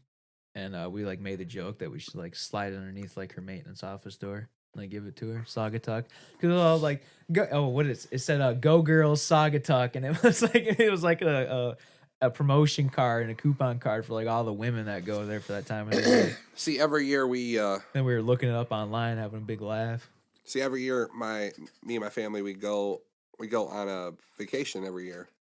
Is that you? Yeah, that's me. No, somebody's breaking in, but yeah, I'm strapped. We good. Every year we go on vacation, and but 2 years ago we went to South Haven. But like Christmas and like New Year's, we start planning for that following year on where we're going because we all get these nice like beach houses off like VRBO or Airbnb or whatever. Aren't you fancy? Well, it's crazy expensive, but if there's like 10 people going, it's cheap as fuck. It's like $100 a day or whatever. But anyway, or $100 for the week. So we were talking about getting into the southwestern region of Michigan because we haven't been there. We went up north. We've went all over the place. So I found this really nice house, and I didn't know this about Saugatuck then. I found this like really nice, like farmhouse. It's like a rustic farmhouse on the outside, but it was like totally modern on the inside. It had like brand new like kitchen appliances, and it was huge. It had like tables and chairs and TVs everywhere, and it was Wi-Fi, and it was super cool. It was like on like it looked like a winery at one point, but it was just like a big open yard. Yeah. So there was like a pool and a hot tub and like all this free space. They like fucking had everything for like luxury there. Yeah, so it was cool. And then my uncle, who is, I would definitely call him a homophobe after hearing what he said, because I mean, you and I can joke about gays all. I don't give a fuck. No, I don't either. But he's like, he's like, and if you ever meet my uncle, you'll notice this, that he's very vocal about his opinion 100% of the time, and he goes from 0 to 100 really fast. And he's like, "Fuck that! I ain't going to Saugatuck where all those faggots are." Probably when he said something like, "You'll probably walk down the street and be holding each other's dicks." I'm like, very old fashioned, huh? Yeah, and I'm like, listen, I promise you. You don't have to be afraid of them, okay? You're bigger than them. They're not gonna mug you. They're not gonna. They're not gonna take you out back. It's not gonna be like in prison. You're not gonna drop your keys and you're gonna get a cock shoved in your ass. They're very open about it. If they want to talk to you, they'll talk to you. But they're not gonna. They're not like felonious murderers who are just gonna continue to murder people. They might be. You don't know. It's not like that, man. Speaking of like prison and like dropping the soap, I was in the shower today and I dropped my own like bar of soap, and like I'm just by myself, mind my own business. You still go. Well, no, I dropped the soap and like I acted like I was in slow motion. I was like standing in the shower. I was like, no, like a fucking moron picking up my own bar of soap. Use a bar of soap to clean yourself. Yeah. Just use body wash like a normal person. Ah, man, it's got those fucking synthetic fragrances. Fucks my skin. I use that Dr. Squatch. By the way, if you want to sponsor our podcast, Dr. Squatch, what's up? Is that authentic? I love your product. Like all organic? Yeah, it's all organic. It smells good. Listen, real Ann Arbor fuck. No, I always have like really dry skin, even when I use like shit that's supposed to moisturize. If you had a soul, you probably use just normal body wash. I crawled from the depths of hell. It's an issue. Why you have a skin issue? I know it's an issue that I battle with every day. But ever since I started using that shit, though, I don't have like fucking like last winter, my nose was literally shedding like a fucking snake. This winter, nothing. Ever since I started using that soap, I feel clean. It feels good. It smells good. It's like I think it's like $30 a month, and you get 3 bars of soap like every 3 months. You get to choose your scents and everything. Yeah. That's not bad. I like it. I'm gonna keep using it. But yeah, I just thought it was funny. I dropped the soap and I was just an idiot. I'm like, no. Yeah, that's funny. Where? Oh, did you? Oh, you probably didn't watch the Wilder Tyson Fury fight, did you? No. Probably not into it. No, I haven't really been like keeping up with the UFC and shit lately. I I'm not. I used to watch the fights like every card at my brother-in-law's. I am not into boxing, but I had to watch the Wilder Fury fight just because it was just a cool matchup and it was like a Clash of Titans kind of thing. But man, it was such a weird fight. Fury beat his ass. Dude mopped him up. Of course. And Fury. But see, how many wins does he have? I don't know. And like wins to loss, he has like no losses or like maybe like well, no, he's undefeated. Okay. But which is weird is so I guess Tyson Fury in the not the last fight, but the fight before the first Fury Wilder fight, he figured out that that Wilder doesn't know how to box. Really? Like he just got a. That's something you don't want your opponent to know. All Wilder has is he has a right hand that will put you into outer space. Oh, like McGregor that got his shit pushed in by fucking Mayweather. Yep. So I guess in the 12th round he figured it out that he just doesn't know how to box. So he figured out when he was training, he fired his trainer and then went to a gym in Detroit. Why would he do that? Gym because they weren't teaching him how to box. No, because Tyson Fury just wanted to change up his game and mix it up to to show Wilder some shit he's never seen before. Okay. And he mopped him up. But Wilder, I was reading online a couple days ago that Wilder is blaming his loss on the suit that he wore. Like he always wears like costumes when he goes up into the ring. And he was wearing like, it was like because February's Black History Month and he's black. He was wearing like a black mask with like a black armor and what? Yeah, it was weird. But anyway, so he says the reason why he lost is because he wore this costume for like 30 minutes, like getting it on and stuff before he walked out, and it was like a 5-minute walkout. But he was saying his legs were weak. Dude, you train how many hours a day, and you're gonna talk about that? And I'm not saying he's full of shit, but I'm telling you, my youngest son, who's 4, weighs 50 pounds, and I'll carry him around all day. I'm also not. That's what I'm saying. I'm also not fighting to the death. But right, but if you're doing all that training and fucking Tyson cardio, Fury your legs can handle 100% the best fake ass armor. He is in really good shape. He's a professional boxer. He's one of the you gotta be. He's top 10 greatest heavyweight fighters that's ever been in all time. I mean, he's got 41 wins and 40 knockouts. Some big number, yeah. I mean, just take the loss. Like, this is what I like about Conor McGregor is he says he's confident in victory and humble in defeat. When he loses, yeah. So he'll always say what happened. Like, he never gives an excuse. Oh, yeah, he kicked my ass, man. Yeah. Yeah, he fucked me up. Yeah. But Wilder doesn't need to do that. Like, just say, yeah, I got to go back to the drawing board. Like, I got to figure it out. Not, I don't want to make excuses, but... Well, like Cowboy when he got fucking he's like, hey, knocked the fire. He's like, hey, dude got me. He kicked my ass. I wasn't expecting it. Shit happens. Man, and I just don't. I've realized watching that fight that boxing is just so boring.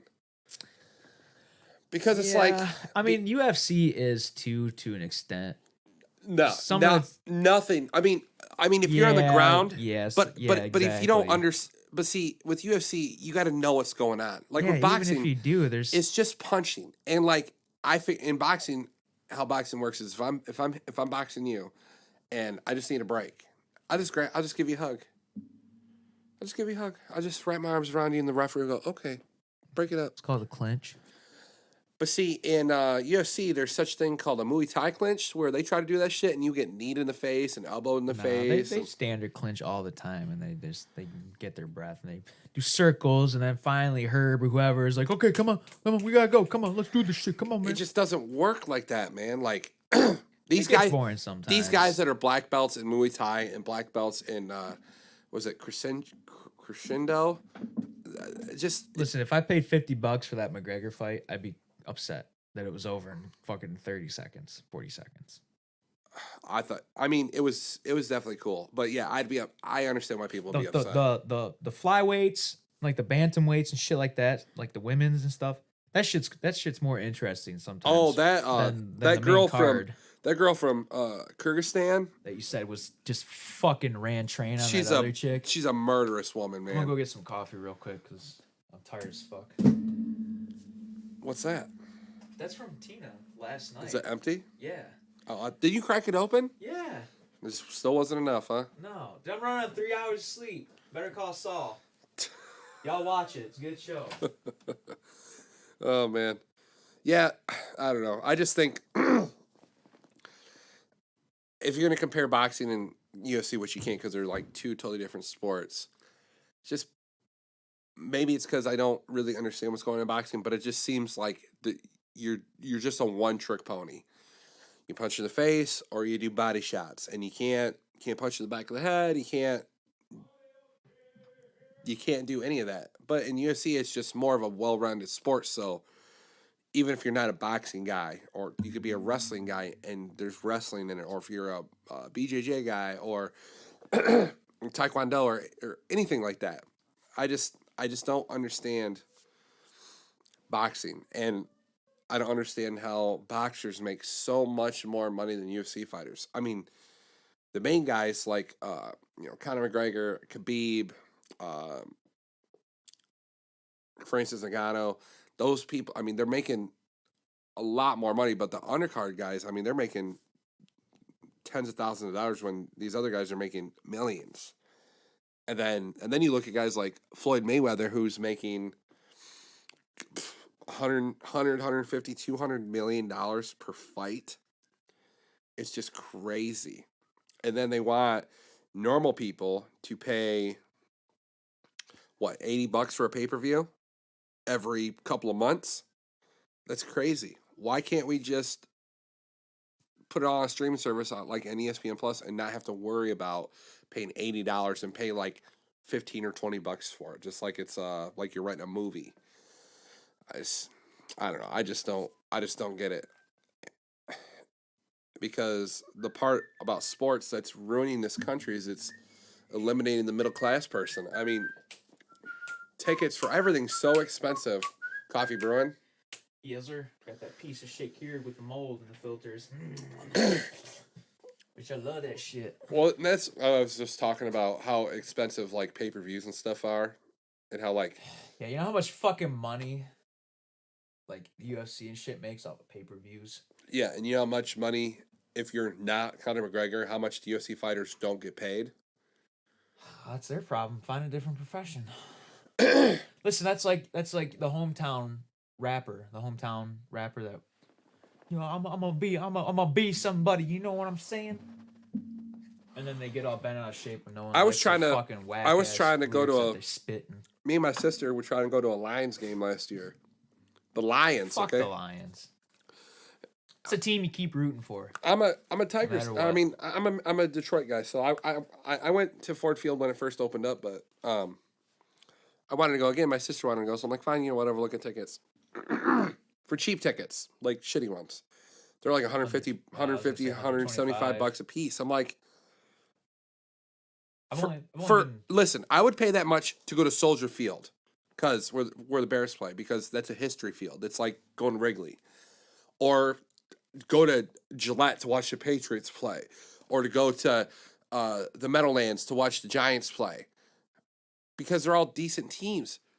But the Lions have won one playoff win since 1957. I've only been to one Lions game. We went to a couple. We went to a few at the Silverdome, but I've only been to one at Ford Field. I think I was like 14 or 15. That was it. I'll never go back. I don't give a shit. But see, this is what doesn't make any sense to me. Is players like Matt Stafford and like the big players, like the cornerbacks and the wide receivers and listen, we lost Calvin. It was downhill from there. But no, this what I'm saying is they're gonna make more money, so that makes the ticket prices go up.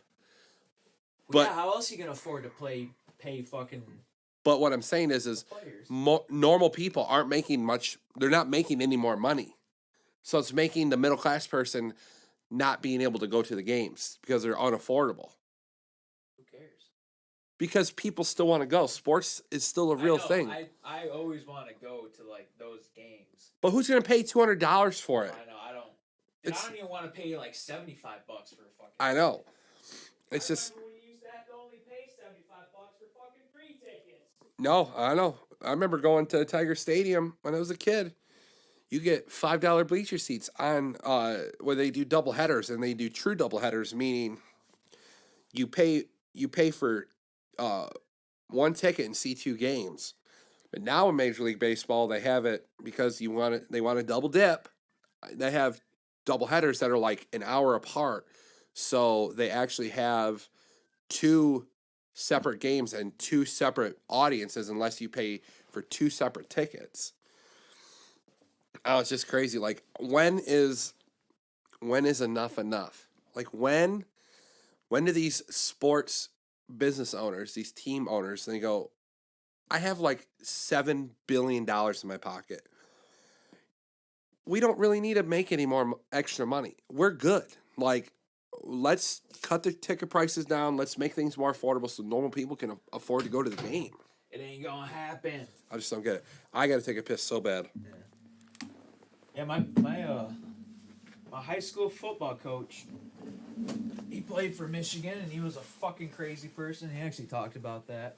He's like, people used to come to our games for free. Now they gotta fucking pay. That's crazy. Yeah.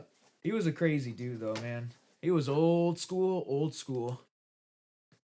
He said he'd be walking down the hall in the schools, and he said if you didn't play football, you were carrying your books around, he said he'd walk up and knock the books right out of your hand. He said he didn't give a shit. He said he fucked with everybody. He tried fucking with me my senior year when I quit all sports altogether. And my best friend told me that when they were at football practice, that the coach told him not to like sit with me, not to talk to me, nothing, because I quit playing football. I'm like, well, dude, it's because I don't want to fucking play for a losing team. I'm sick of losing. He was crazy, though. He'd say all sorts of crazy shit. The same dude that was sitting on a tackling dummy wearing short shorts and his fucking balls were hanging out. And I'm out of breath from running up and down the stairs. Oh, fuck. And we all saw it, but like nobody wanted to say anything because he was like that kind of guy that would just fucking jack you right in the face or saying something like that. Like, hey, coach, your nuts are hanging out, you know? Pretty crazy. He would say shit like, if I move the toilet, you'd shit all over the floor. He'd say that to the linemen a lot. Very racist. He would also call us all pussies, and that he would not want to get into a bar fight with us because we would all get our asses kicked. And then he decided for an inspirational type fucking pep rally.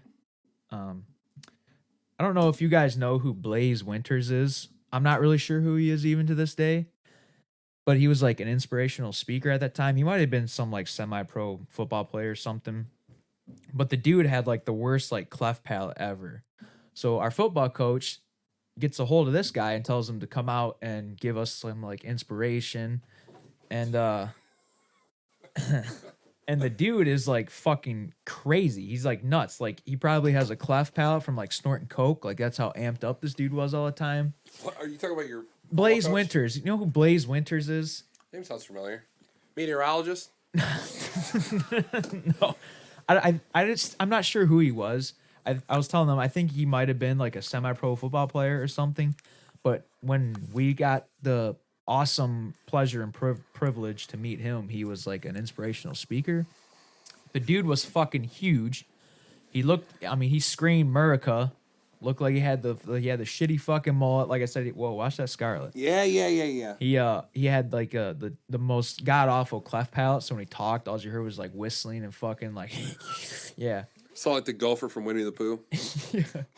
This dude was crazy. He was screaming and yelling. He's like, "Rah!" He's like, "Are you intimidated?" He's like asking people that, "Are you intimidated?" And people are like, "Whoa, what the fuck is wrong with this guy?" He's like, "I'm a black belt in 7 different disciplines. I can punch a hole through somebody." And then he'd go again, "Are you intimidated?" I'm like, dude, you like, what the fuck are you on? And he was talking about his... That would be cocaine. He was talking about his son playing football, and he's like, "He's white. He's where he is because he's white. I don't care about all the other black football players. They're good because they're black, because our kid's white, and he's a good football player. So it doesn't mean shit about your race." And we're all thinking in our head, like, dude, nobody said anything about race. Nobody said anything about the color of your boy's skin. Like, just should just raise your hand and say, "Hey, buddy, fucking back her down." So You're like, Like, first off, you come over here, we can tell you're not firing on all cylinders, and you just need to fucking settle down.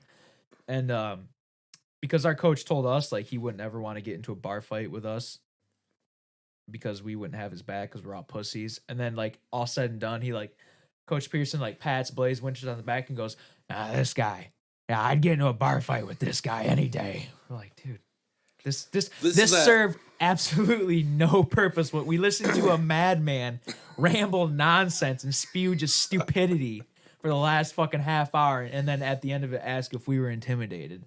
Like, no, I'm not intimidated, but I might call the cops. Because I don't know what you're capable of, sir. Oh man, it's just funny when you get to those kind of people. That dude was nuts. The craziest person I met in my life. My strength and conditioning coach, or teacher in high school. So like, gym was a mandatory thing you had to do in high school. But like after that, you could still do gym, but you could either do strength and conditioning, or you could do like a weight training. Yeah, BFS class is what we had in high school. Bigger, faster, stronger. Yeah. So the person who did that, his name's Mr. Francis, and he played at Michigan. He was a long snapper in the 70s and won a Rose Bowl there. And he was the head coach at Stockbridge for a long time. Then he was a defensive coordinator for a super long time. Well, you probably knew my football coach, Coach Pearson, because he played for Michigan in the 70s. So and if you know football, you know defensive guys, they're the guys that are like loud and in your face. Mm-hmm. Linebackers are psychotic. I remember I was, what were we doing? Oh, we were doing Indian runs. Fucking Indian runs. And I hate that shit. Indian runs is pretty much follow the leader, except everyone's running and the person behind has to catch up to the person in front. And it's this never-ending cycle of bullshit. Yeah. And we were doing it, and I don't know. I don't know if I was hungover from the last night. I wasn't feeling doing that. And he said something like, "This is not how we do it. This is how we do it in Michigan." I'm like, I was like, relax, buddy. We aren't D1. We aren't D1 here. No. Like, I'm not feeling great. This is also the same guy. 2 days after I had knee surgery, I'm literally sitting down with my crutches because I have like this big like flex cast on my whole leg. I want to talk about your wisdom teeth too after this. I forgot about that. He's like, well, Shevrovich, because heaven forbid you just say my first name.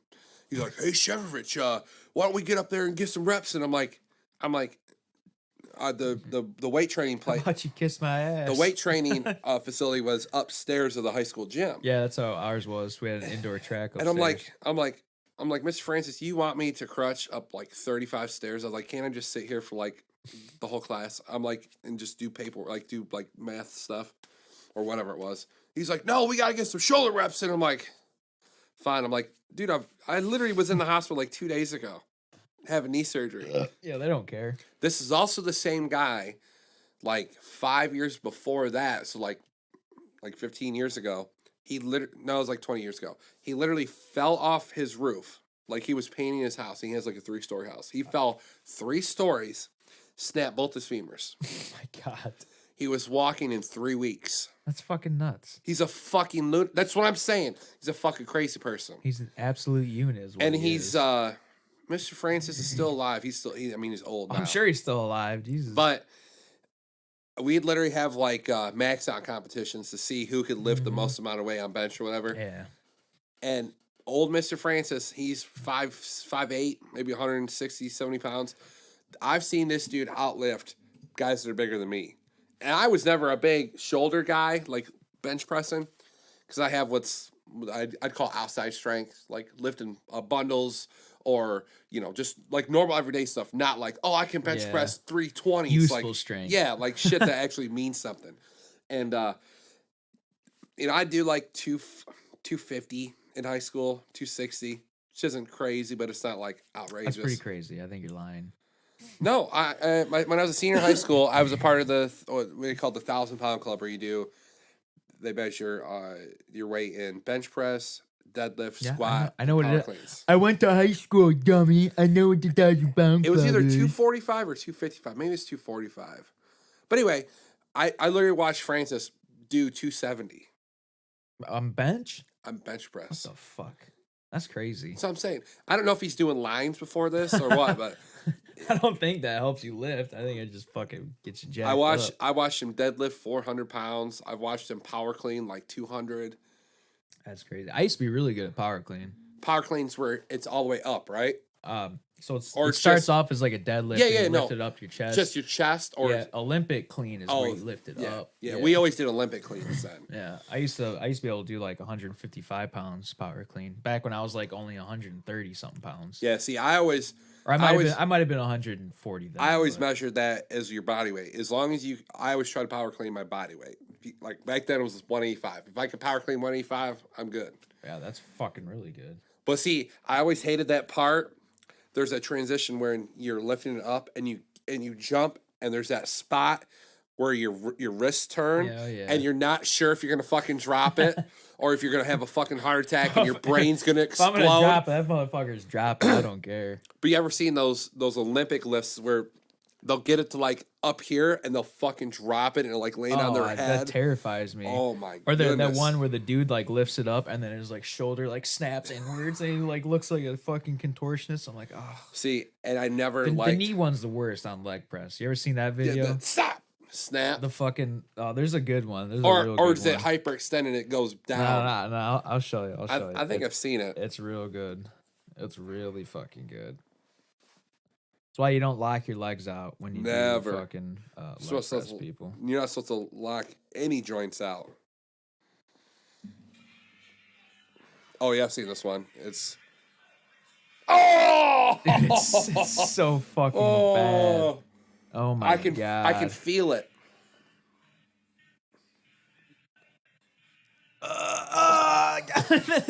And then the weight goes all the way back down with his knee snapped. See, that's why I can't.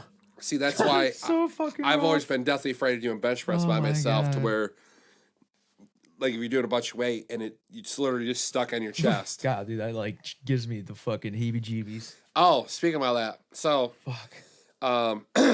Last weekend was the first weekend that we've been to church with them in a while. Sinner. And so they do this Sunday school thing called Discovering Island, like when we go to church, and then Discovery Island. Yeah, it's in relation to Fuck Island. No. Oh, so you guys have a cult yet? No, it's a normal church. I'm just wondering. So, Eli, my oldest son, knows about Jesus and God and everything to do with that and monsters. And he was talking to me because so many like older people that has been in his life and died in the last couple of years. So like he's got this idea of death wrapped around his head.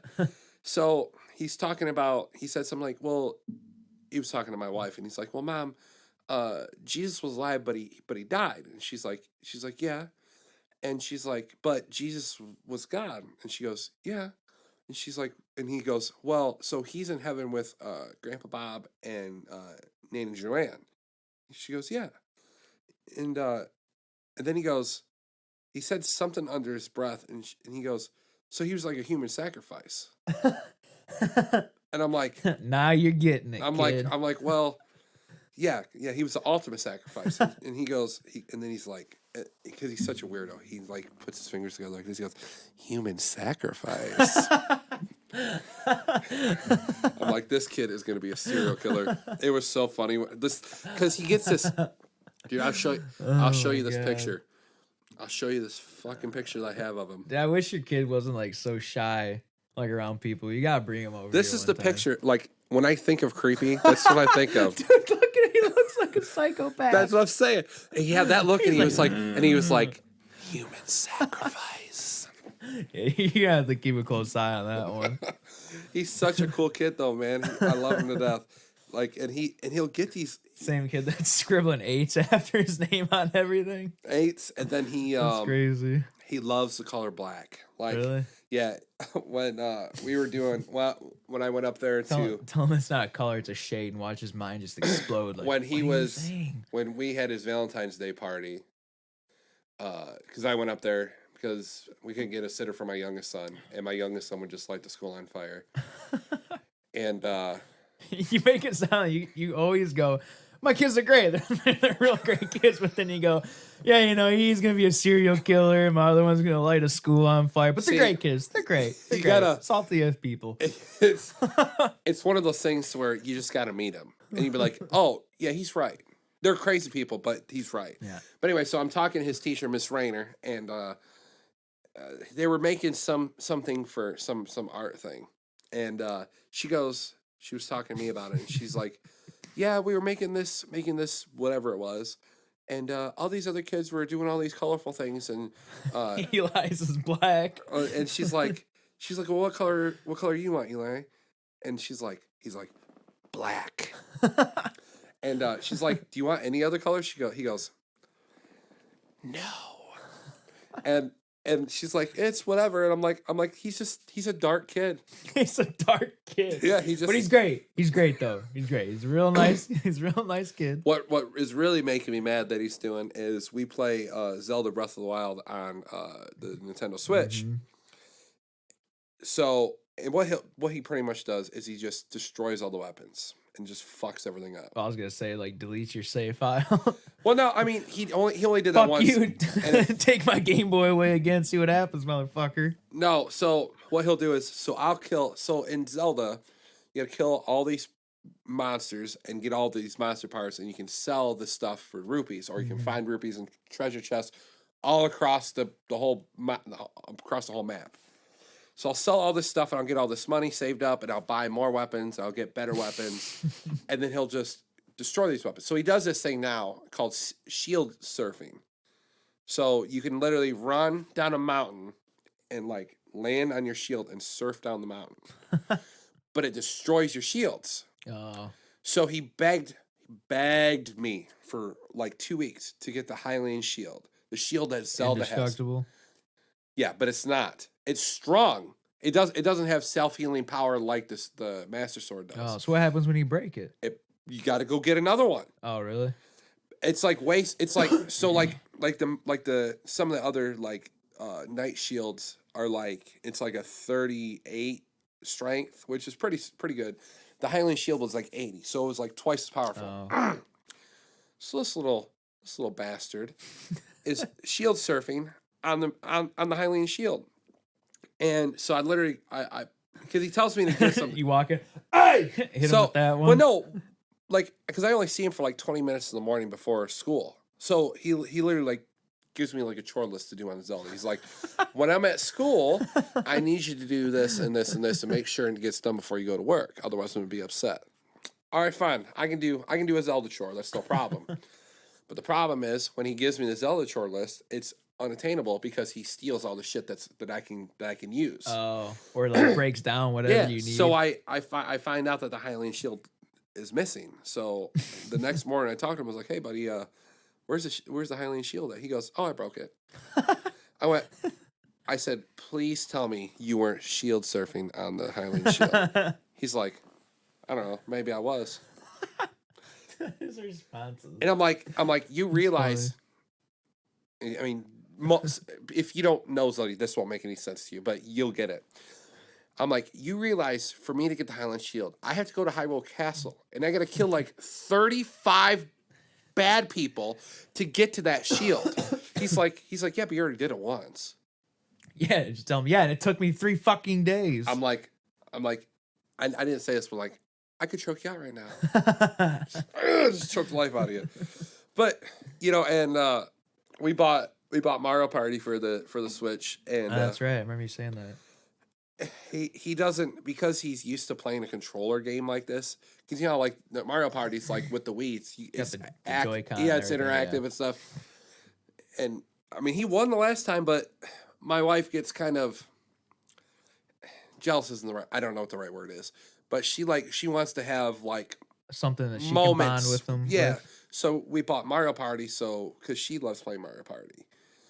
But we don't have enough Joy-Cons for everyone to play because it only came with 2, and I haven't had a chance to go to a store to get more. He has a normal controller for Zelda, but you can't use that controller for Mario Party because it has to be a Joy-Con. Yeah.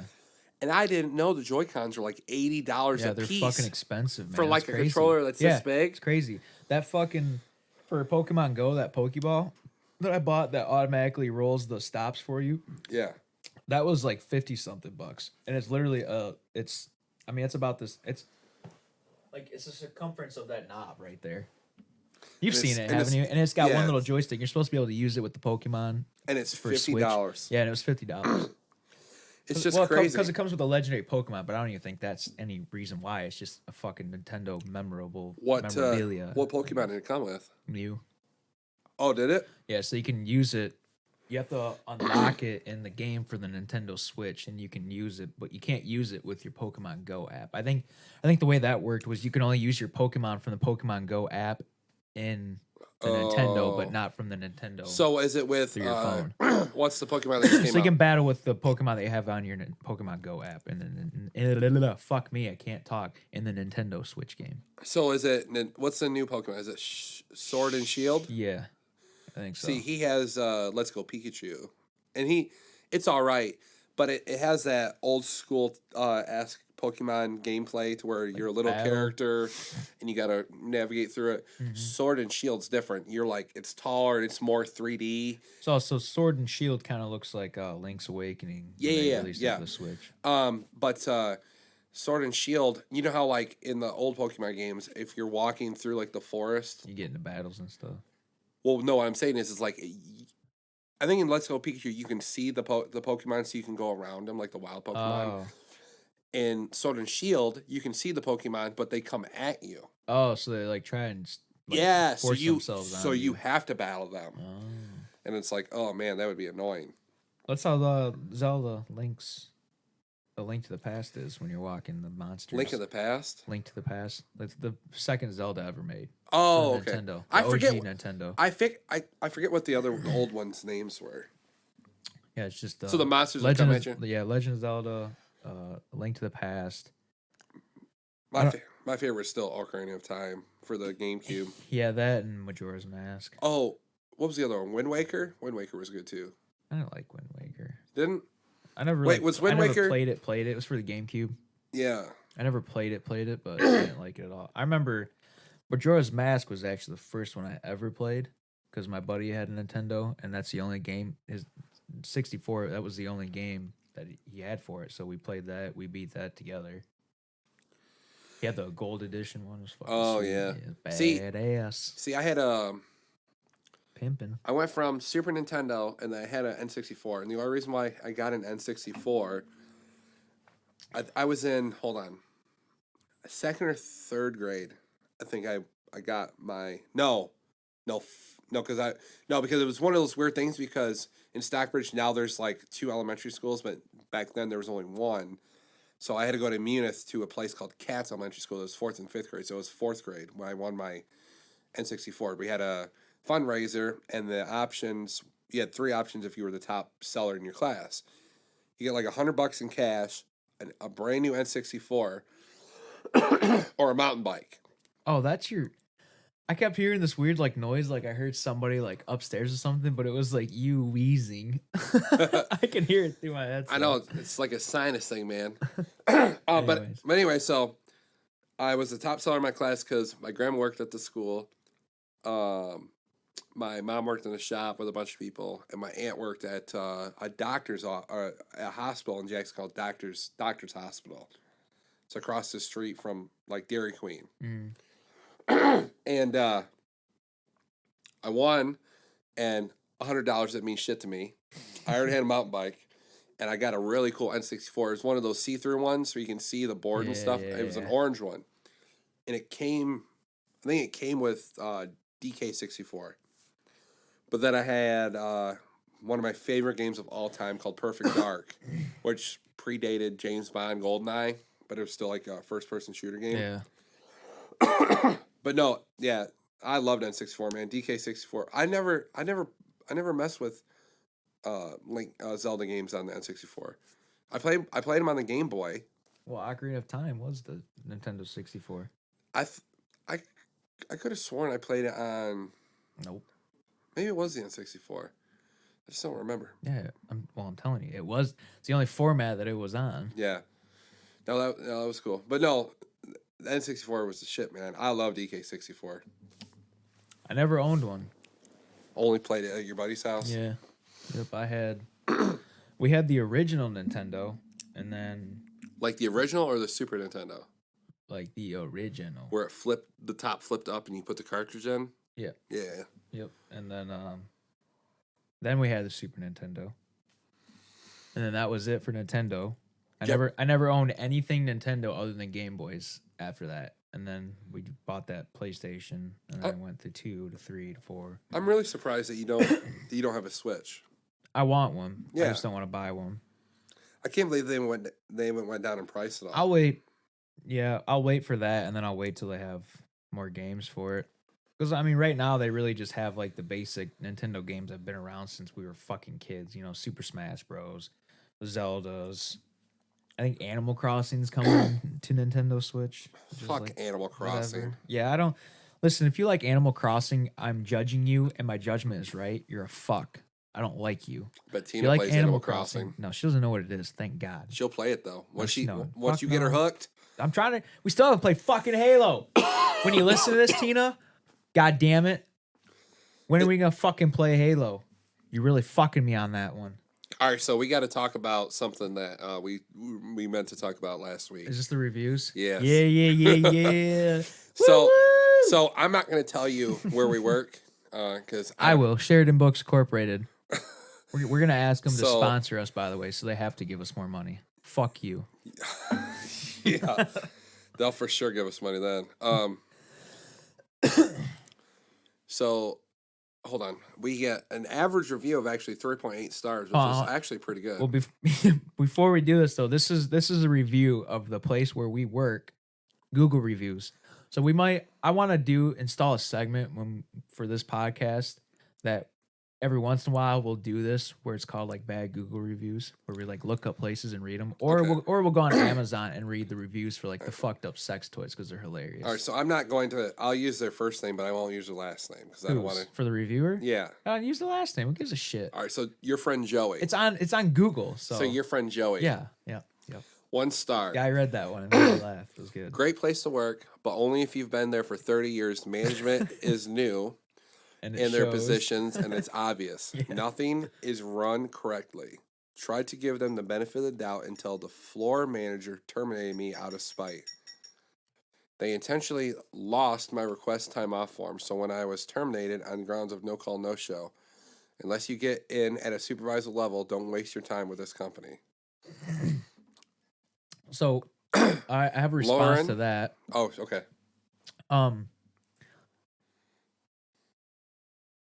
Joey's a good guy, but the reason why they did what they did was because if you have this pattern of like not showing up to work, eventually, yeah, they're going to look for an excuse to fire you. But what I don't get is when Justin Rick was fired, which it's true. I thought it was just rumor. It is true that he sued for like wrongful termination. Justin or John?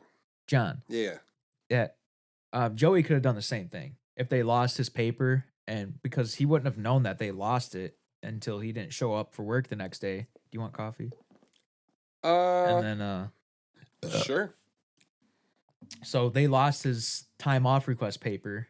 He wouldn't have known that though. So they told him it was approved or whatever, and then he just called in, no call, no show. Or if you didn't have 7.5 points. Well, yeah, that's what I'm saying. You're somebody that has a bunch of points. You probably shouldn't even be worrying about trying to take time off. Right. Here we go. Lauren, 1 star. Don't work here. They treat their employees like garbage. Oh, and Jordan, the helper on T1 on days. Oh, the pedophile. You can say it. Fuck him. He's a fucking piece of shit. I'm not gonna say that. Hey, he's an asshole. Well, great. Hold on. Good place to work, I'd say. Yeah, there is a drama, but hey, the supervisors are fair, and the pay isn't too bad. Also, plenty of advancement available here, so come apply, smiley face. Yeah, you want to know who wrote that? His fucking mom. This is the same guy who is actually older than me. He's 26, and he talks about how badass he is, but then when he actually has to come and talk to you about something, literally how you were just reading the review. Hey, do you know anything about Mama? God damn it! Speak up, motherfucker! I can't hear you. Do you know who Ronnie? I'm gonna go get you a hot cup of Joe. Ronnie Kleski. No, I started to Did you read this? I was starting to. It's like to. a book. Yeah, I was starting to, and I tried to find him on Facebook, and I remind me, I'm gonna show Tina and ask her if that's who it is, because there's he has 3 Facebook pages. Like troll accounts or like just different ones? I think probably just different ones because he's just a greasy person. Do you have a troll account? Busted. No, I should though, because I get into much trouble.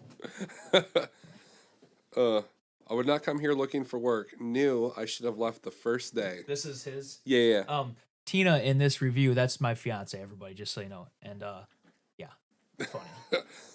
I should have left the first day. Looking around, see many faces that were at a party I met 4 years ago. Oh yeah, I forgot about that. Brian Cooper has no professionalism, always playing with the ladies on Case Line Wood.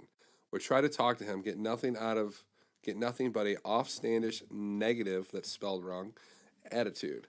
I never seem to talk to any males. Never seen him talk to any males. Only females. Then he first and last names a couple of women.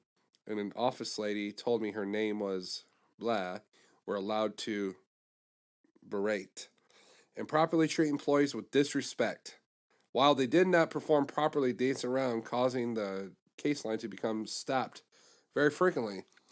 On numerous occasions, for over an hour with no real reason, but for the ones that are after the book feeder to simply of not doing their jobs. Employees to badger others, slander them, would and does more or less create a hostile work environment that endangers others because of the actions done at this place of employment. Second day working for this company, all I heard was so-and-so calling her nasty things, just like she did about blah, the boss, saying all she is going to say this or that, which caused myself to speak up, saying I do not want to deal with the negativity and drama, and to never say anything out of anger. Remember, this boss, after that, you were good and stayed away with the hate for about a week, only coming around and trying to imply that my job was hard. Just dealing with you and the others stated was only hard or negative aspects of the job because so-and-so was only expected just to stand there and monitor someone she was training. Not actually help the book stacker beside the book feeder on case line. And then it goes on and on and on. Here's one. Same review, just later in the book. OSHA will be getting notified of stated actions and treatment of what took place by the individuals of how I was treated unfairly at this place of business. It is as if Sheridan has done this intentionally to cause myself problems with my temp service as a form of slander. Knowing full well who I was already. Like I stated above, I have met many people that work here at a party where seriously bad things were going on and it happened. Not too long ago. Is that still the same one? Yeah, it's nonsense. Okay. I love the end where he's like, "Do you not remember me, Terry?" It's just okay. Your coffee's brewing, by the way. So you work there and you quit or get fired or whatever. Right, just move on. So you go get a different job. Your feelings were so hurt they had to write a that you're gonna write Google. like a 1,000-word essay about a place of. It's so long. The place that we work at isn't that bad. It's really not. Like if you just keep your head down, I mean, there's bullshit there. Yeah, 100%. My fart is fucking. Holy shit! I can't smell anything out of my nose anyway. But no, it's like this is geological, dude. It's just a job. Like, get the fuck over it. Yeah, well, I don't know. I can smell that. Yeah, dude, I told you it was a bad one. Fucking rotten. That's that 3 hours of sleep fart. I I got air this motherfucker out. That's bad. That is fucking So, bad. do you know who this person is? No, but if you look Is him it up an old? Is it an old man? no, it's some fucking cheese dick looking motherfucker on Facebook. If that's him, What? his name is so rare that there's literally only those 3 profiles that pop up, and they're all the same. I just don't understand what the purpose of it is. Like, what is the purpose? Like, I don't know what he says about Cooper though is true. By the way, he's also it's disgusting because he's like the hairiest man alive, and I don't know what woman wants to fucking roll around with a fucking bale of hay with legs and arms. let's see here. There's a couple reviews from truck drivers that are picking stuff up. I want to hear those. Hold on. 2 stars, 3 hours loading, but nice people. Let's see. Let's go through here. A bunch of 5-star ones, probably from people that work here.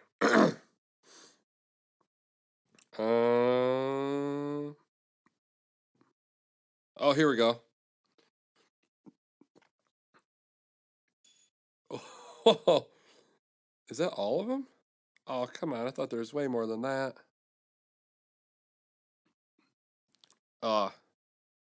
From, see, 1 star from 2 years ago. Steve something. Translated by Google. All right, truck driver. I want to hear those. This one must have been from a... Damn, dude, that fart is fucking just percolating. This must have been from a Middle Eastern gentleman. Why? Oh, the dude that was wearing fucking flip flops. You remember him? I don't trust it. Like you said, I don't trust a dude that wears flip flops and shorts when it's raining driving a truck, man. No. Gorgeous. Lander new skipper, just enough Death King, IPs,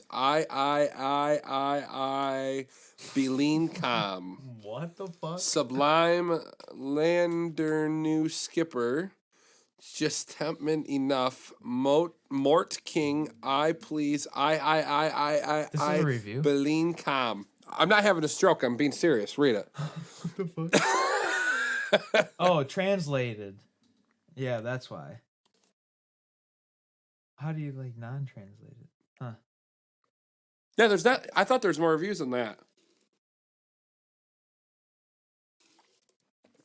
Oh, that makes... Ooh, that's good coffee there. Finest book place in all of Chelsea. 3 stars. 3 hours loading, but nice people. But it's, it's just like Yelp reviews. Okay, so... Hold on, before we talk about that even though, the FedEx guy, you can't take that guy's word for anything because he's got something else going on in his life. He's got some anger issues. I thought you were joking when you said you literally watch him like whip package. Yes, from like 10 feet away. Yeah, I thought you were joking. I was out. I can't remember. I was coming back in, I think. And I was watching the dude just fucking whip these packages in the back of his FedEx truck. And he's like literally 10, 15 feet away from the back of his fucking truck. Like, dude, he doesn't care if it says fragile or whatever. Yeah, he hates everything. But I will give him this though. He was pretty good at Tetrising those fucking boxes because wherever he was throwing them, I looked back in there and they were all stacked up pretty good. But they're probably all fucked up. His wife, he's got some issues. His wife probably treats him like shit, and he doesn't get to have sex with her as much as he wants to. He's got troubles going on for sure. His kids, like his son, hates him because he's a drunk and he's a bad dad or something. If you've never watched like a UPS guy or a FedEx guy whip packages with just fucking aggression into the back of his truck, it's priceless. You gotta witness it. Yeah, it's a good time to watch. Yeah, that's funny. But no, like, I don't know. My wife will do this. Like if we're trying to figure out where we're going out to eat, and she'll be like, "Oh, well, this place only has so many reviews." Like, no, it's a Mexican place, so let's just go check it out. Most of the time, they're from people that like don't ever go out to eat. So the one time they do, they expect like a fucking 5-star like Ramsey restaurant dining. It's like, dude, it's not like that. Like, if you're so upset about it, just stay home next time. Just cook yourself dinner. Well, I'm a simple man, so like, my wife will tell me like, "Hey, let's go out to eat," and I'll go like, "All right, well, let's just go here." Yeah, I don't really. Okay, well, let's go here. Yeah, I'm like, just tell me where you want. I don't care because I'm not the picky eater. I'll literally eat anything. Like, yeah, I say that too, and then Tina always goes, "Oh yeah, no, you're not." I'm like, I said literally every time I tell you, I'll eat whatever. Yep. Whatever restaurant we go to, I'll find something on the menu. Yeah, and she goes, I do too. And I'm like, no, you're not. You are a picky eater. Does your fiance do the same thing my wife does, where when we actually decide where we are going, she'll look up at the menu on her phone? Sometimes. So she'll have like more time to decide. Yeah. Because my wife kind of gets like anxiety with that kind of stuff, where she's talking to other people. And yeah, Tina gets like real stumbled up too sometimes. I'll always order first, so I give her extra time. See, I always let her order just because of like it's just how I'm raised. Let her order. You don't do that. Puts the pressure on her though. I like to watch her just fucking bomb it. You don't do that. You don't do that over demanding like male power shit. Like she'll have. Oh my god, that drives me crazy. You remember that movie Waiting where that fucking Hillbilly dude comes in for getting a steak and he's like, "Yeah, I'll have a shot of Jack and another double shot of Jack, and she'll have a water." And he goes, "It's her anniversary. Get her a Pepsi." My brother-in-law said he finally did that to my sister for their anniversary when they went out to eat. He said, "Yeah, I've been waiting all year to use that one out in public because I finally got her." It's her anniversary. No, because of that movie, that's why I always tip. So I always try to treat everyone nice. Listen, you don't even need to watch that movie to know that you just don't fuck with someone that handles your food. No. I've been on the end of fucking, okay? I've done the fucking with someone's food. What's the worst thing you've ever done? I hawked a loogie right in a fucking McChicken. Served it on its way. Oh my god. Here's the crazy thing about that though. Oh. So I was just chewing on the mucus. Yeah, he was this little shithead called Brad Roman. That was his name, and he thought he was funny. Like, sure, name dropping a lot of motherfuckers. I don't care. He thought, because he's an asshole. So he thought it was funny to make fun of me for having a job while I'm like sweeping out in the parking lot. We're like 16. Yeah. He was younger than me even. So like I wasn't gonna let this little fucking turd punk me. So I'm inside and I get back in the kitchen. He's in there ordering, and you can see through the back of the kitchen up to the front of the counter. Yeah. And you can see the orders that come up. And one of them was like a McChicken with extra pickle. So I'm like, "Hey, Brad Roman, which one's yours? Yours the extra pickle?" He's like, "Hey, yeah, make it extra nice." I'm like, "Oh, okay, I got you. I got something for you, motherfucker." Motherfucker! You fucking accuser of the brethren. So I remember the dude I was working with was super cool. And you're like, "I'm trying to help you, motherfucker." Yeah, I helped him. So I get the McChicken, and I put the chicken on the patty. And I tell the dude that I'm working with, I said, "I'm gonna do it." He's like, "No, dude, don't." I'm like, he's like, "Yeah, do it." So I fucking do it. He's like, "Oh, dude, you fucking did it." And I like smeared it around with the top of the bun, fucking sent it on its way. I had a football game that night, so I get off work, I go home, I get all my shit, I head back to the high school where I meet up with my best friend, and I'm telling my best friend about what I did, the events that occurred at work, and to whom, and he's like, "Dude, are you serious?" He like gets white in the face. And I like didn't understand why. I'm like, "Yeah, why?" He's like, "Dude, I took a bite out of it." I'm like, "Wait." I'm like, "You took a bite out of Brad Rowan's McChicken?" He's like, "Yeah, Steven, what the fuck?" I'm like, he gets all mad at me. Like I could like foresee the future that he was gonna take a bite like some homeless person out of his fucking McChicken. I'm like, "Dude," "What are you mad at me for?" I said, "I didn't know you were gonna take a bite out of it." He's like, "That's fucking disgusting, dude." I'm like, "Well, sorry, I said it is what it is." To be fair, if I found out some shit like that happened to me, I'd jump over the counter and punch you right in the mouth. I told him too because he was still fucking around being an asshole. I said, he probably didn't do anything because he's a bitch though. Oh yeah, no. I was like, "Hey, how's your McChicken?" He's like, "It's good. Thanks for being in my kitchen, bitch." I said, "Yeah, I fucking spit in it." He just like looked at me. "No, you didn't." And then Joey Gators, the other dude that I was working with, was standing there. No, he does. He's like, like, "No, yeah. I don't lie, dude." No, for sure, you'd get a punch in the mouth. Only fucked up thing I've ever done with someone's food. And I hear people that do way worse. So you're telling me that if you were on the other side of that and you found out someone spit in your burger, you wouldn't jump over the counter and punch him right in the mouth? I'd burn that motherfucker down. Yeah. Down. But I don't do shit to deserve it though. Yeah, I'll have a deluxe with a large Coke. Yeah, hold the spit. Large Coke. It's for a cop. Whenever somebody's like ordering pizza or something, and like I'm around and I'm in the background, you always like hear me like, "Yo, hold the spit." They're always like, "Dude, come on, what the fuck?" I'm like, yeah, that's funny, isn't it? Pharma is French for "give me my fucking soda." Confucius say, "Never pay full price for a pizza that's late." Oh, is that Ninja Turtles. No, yeah, no. But I think Little Caesars is delivering pizza now, and Fuck Little Caesars. Tastes like shit. It tastes like cardboard. Little squeezers. They're doing some like time limit thing where if like they don't get the pizza delivered in so much every time, pizza it's free. place is like that. Bullshit. No, you get a discount. You gotta say it to them though. Oh, like hey, You gotta tell them. It's been an hour and a half. Pizza dude's got 30 seconds. Just like that. But is it like a general rule for pizza places in general, or is every place different? I don't know. But it should be. Yeah. It should be. If I understand like the wait to cook it, but you should always here's what should happen. They tell you how long you're gonna wait for them to cook it, but every pizza restaurant that delivers, before it gets delivered, as soon as it's about to leave that restaurant, head to your house, you should get some notification. They should call you, like, hey, the text pizza's you, done, and on say, the way. They should call you and text you, say, hey, it's leaving right now. Start your fucking timers. That's what I like about Grubhub is I've noticed is it'll literally You can track it, can't yeah, you? you can track it. That's how Domino's does it. Domino's will give you a track, but it's not really. Yeah, like, but how many Domino's are left in this country? Like 7. Where's there? They're coming back. You know them fuckers would like deliver to you in the middle of the woods. No. Yeah. Oh yeah. They brought that back. They used to do it a long time ago, and I watched a commercial. I think it was on the last pay-per-view card that I watched, and they showed it, and I was like, "What?" I mean, is there a Domino's in Ann Arbor? That I don't. There used to be one in Jackson, but I don't even think there's one. I think there's still one in Jackson, and there's one in Lansing. I know 100%. There's still one on Prospect, maybe. I don't know. We used to when I was in elementary school. We used to get before Hungry Howie's was there. I think Pizza House. We would get Domino's delivered on Fridays. Yeah. Yep. But now they do just like. Actually, I think Hungry Howie's doesn't now, but there was a time where they would just make like shitty frozen pizza. Go like this.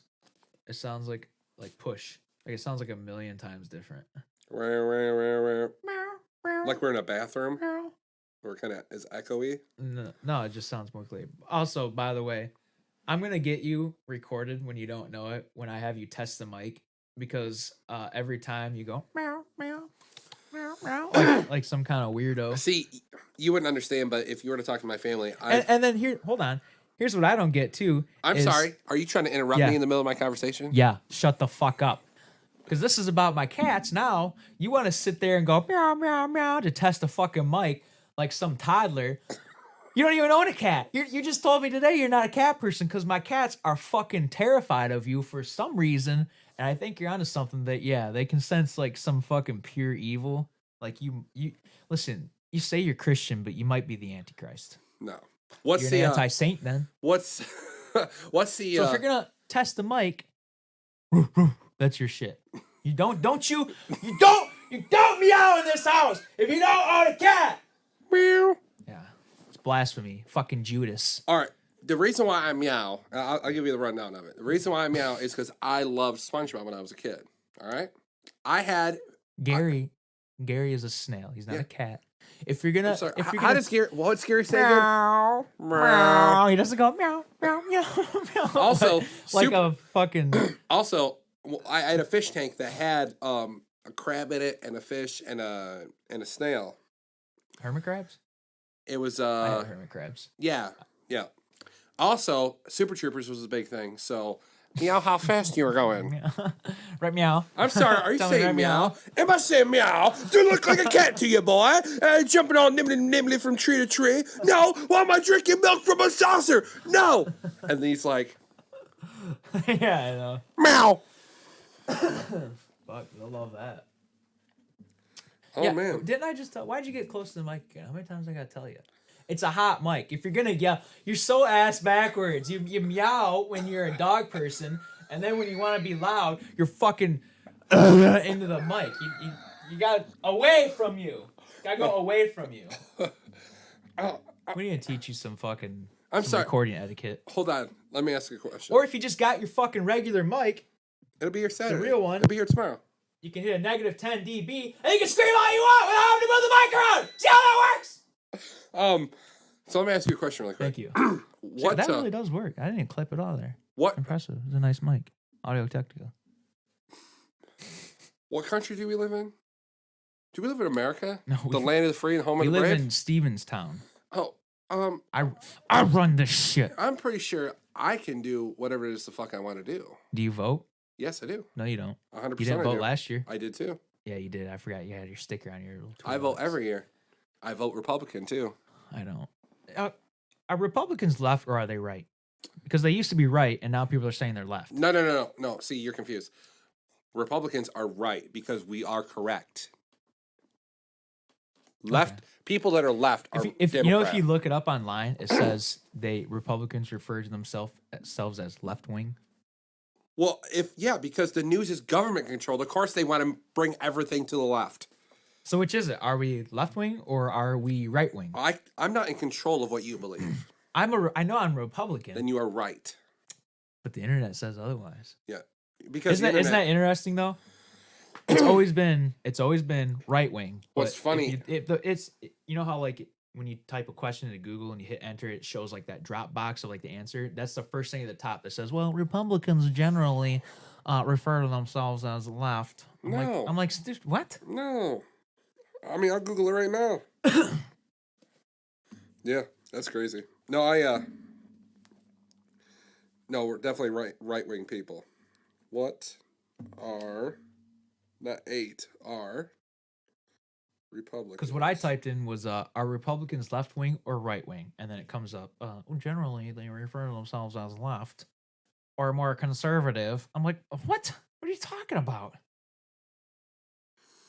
Let's see. Also, the last like 3 episodes, I forgot to bring this up. Did you hear about Trump, what he was talking about Mike Bloomberg, about him being short? How like Bloomberg's like, I want a box to stand on. And Trump's like, dude, listen, it's okay to be short. Now he wants a fucking box to fucking debate. Like, no, you can be president and be short. Like, quit worrying about it. Like just deal with it. And then you got Michael Bloomberg. Oh my gosh, he's a crazy person. Yeah, I'm so sick of the YouTube ads of like Mike Bloomberg. It's like I haven't seen one Trump ad on YouTube since 2020 started. It's all been fucking Mike Bloomberg. And Mike Bloomberg, you're gonna make me blow my fucking brains out.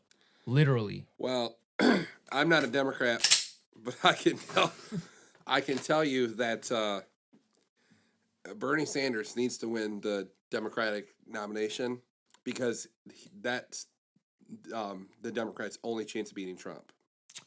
Yeah, but that's not going to happen. No, I don't think Trump's going to lose to anybody, but I'm saying that that's their best chance. Max is 8 years, right? Yeah, 2 4-year terms. Forced out? Well, no, you just leave. Yeah. But you can't ever be president ever again. No. Because FDR... How much you want to bet? How much you want to bet that Trump will find something. He'll be president for fucking 12 years. That would also be a dictatorship in a communist country, so we don't do that. Oh, something will happen. You watch. The last person that had more... Trumpocalypse. The last person that had more than 2 4-year terms was FDR, and he had 4. But he died in the first year of his 4th term, I think. Yeah, and they were like, okay, well, we just need to make a rule so you can't die in office and leave the world in shambles. I think, and there was another president that served 2 4-year terms, but they were separate terms. Like, there was a president in between them. President Wilson, maybe? Woodrow Wilson? I can't remember. Something like that, yeah. Speaking of that, like if the president dies and like who takes over, what's that show on Netflix about that? There's a term for it. When the president dies, there is somebody who is an official and gets elected to be taken over as the president. And look it up. There's a term for it. I can't remember what the name is because it's also the name of the show. And it's actually a pretty good show. It's a little bit far-fetched about the whole like... You're not talking about House of Cards. No.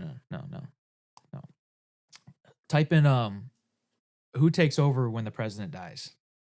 Type that in. The vice president does. No. There's a term for a guy that takes over until they reelect someone new. If the president dies or is impeached. Dies.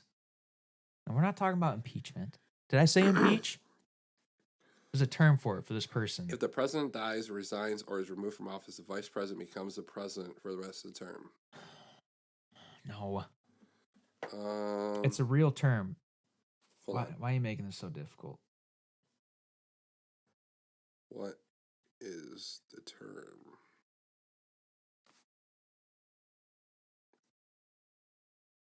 Designated survivor. That's what it is. Oh. Designated survivor. Okay. And it's supposedly it's a real thing. Oh, and here it says it might have just gotten canceled. I actually liked it. It was pretty crazy. This dude, just normal average dude who works for the president. Becomes president? Yeah, becomes a designated survivor, and he just gets all the shit thrown at him. And he's like, "What the fuck am I supposed to do?" Pretty sure if the president dies, the vice president becomes president, and then if the vice president dies, then well, there's some with the designated survivor where I know. they but just I listen. don't know what it is. Listen how crazy this I'm a is. dummy, but. In like right now, with how we have everything set up today, if Trump died, Pence would be president. Oh God. But if Pence died, like Nancy Pelosi would become president. Then it would be over. The world. Just imagine scorched earth. Imagine Trump being a far right guy, and then Pence is even farther right. Yeah. And then going, all the way to the other side. And then Nancy Pelosi's like, we're burning everything down. Fuck yeah. That bitch is crazy, man. What kind of grown ass woman just sits there, rips up a speech like that? I love the gif online where like she goes to shake his hand. He's like, "Nah, fuck you, bitch." Like doesn't even like attempt to shake her hand. She's like, okay." Well, she's drunk all the time anyway. She doesn't even know what today is. You think so? Have you ever heard her talk? No. She's always slurring her words. There is like the funniest fucking thing of her with someone with like a Snapchat filter, and they've got like crazy googly eyes on her. Oh yeah, there's that. Henry lever action axe 410. New side loader is a non-NFA firearm. We gotta get one. Yeah, right here. Check this shit out. They put like the Snapchat crazy eyes filter on her. That's pretty good. Fucking funny. Oh man, I saw that and I loved it. Oh, also, did you see that this Dwayne the Rock Johnson skyscraper thing? Yeah, and did you see the whole thing? How people are doing math on it? Engineers and scientists, and it goes into like Mario, and you have like Koopa down there, and Bowser's tearing shit up and everything. He's got like balloons as he's got running. the fox hat on. Yep. Dude, I saw that and I fucking laughed. It gets better and better. I love it. Well, I better get to work. It's 2:00. Yeah. Why you don't have to leave? What are you gonna stop and get coffee again? I gotta get gas. Well, I guess I came on as I was pulling out of my driveway. Just get gas in North Lake. I'm gonna go to that Haji place. It's not Haji place. All I see is that's home owned. Yeah. All you see is what? The creepy old dude that looks like Jeffrey Dahmer that said I have beautiful hair. Yeah, that's about it. Real swell guy. I gotta get another cup of coffee, man. I'm just saying I don't leave until 2:20. Well, you can do whatever it is you want, but I'm gonna go get some baked meat. I'm gonna get a turkey Whoa, Havarti bagel. Did we already forget? This is Stevenstown. Well, this isn't even. This is technically Gregory. I'm going to like a whole different town. No, I'm taking over. It's all mine. I don't think anyone's in charge of Gregory. Yeah, I am. Oh, okay. Yeah, I declare this town as mine. That's how it works, right? Sure. Just take whatever you want. Yeah. Yeah. Sure. Absolutely. Also, I like how you didn't knock before entering my house. Yeah, that's how I work. You went from jiggling the door. The door was locked. Jiggling the door door was unlocked. I would have walked right in profusely to just walking into my fucking house. Listen, this is how. While I have my sidearm on my fucking head. This is how it works. This is how I was raised. If you're lucky, I knew you were coming over. If you're a friend of mine, and yeah, come on over. Just whatever, come in. I don't give a fuck. I'm just joking. It's if it's one of those things where I'm naked, well then that's just it is what it is. Did you make it up my driveway? 100%. You see me parked down there like a fucking third class fucking. Yeah, I fucking put my truck in 4-wheel drive and it sounded like a diesel truck crawling up. Yeah, it did. Looking all the way up. I'm like, I think he's here. I don't know. Yeah, I wasn't gonna try to do it in 2-wheel drive and it just like spin and me start going backwards and shit. If it's icy, you can get up 4-wheel, but yeah, 2-wheel, forget about it. But I don't even think of 4-wheel drive. If I stopped like halfway up, I wouldn't made it. Yeah, you're fucked. Yeah. You got burn. You got to melt the ice away as you're going up. That's what my dad does. All right, peeps, fucking ladies, gents, lads, scumbags, dirtbags, fucking people like us. Thanks for listening. We have everything set up for the most part. We're still gonna set up a Twitter and a WordPress maybe, because that's the Podbean is linked to this. We're there. We're getting there. We're getting there. And if we find more things, we'll upload it to that. But yeah, yep. But of course, look for it on YouTube. Look for it on our Facebook page. Look for it on our Instagram page. Mm-hmm. Facebook will probably be the easiest one to look for. Instagram will be really easy. YouTube will be really easy. Or you can go to podbean.com and type in. That's right. Is it SFR streams? You know what? I will. I'll look it up right now before we end this. Because if you just go to Podbean and then you go to our page, it'll link. It's our Facebook and YouTube page is already linked to it. So if you just go to podbean.com and then go to what? Go to Screams FR. Screams FR. Yep.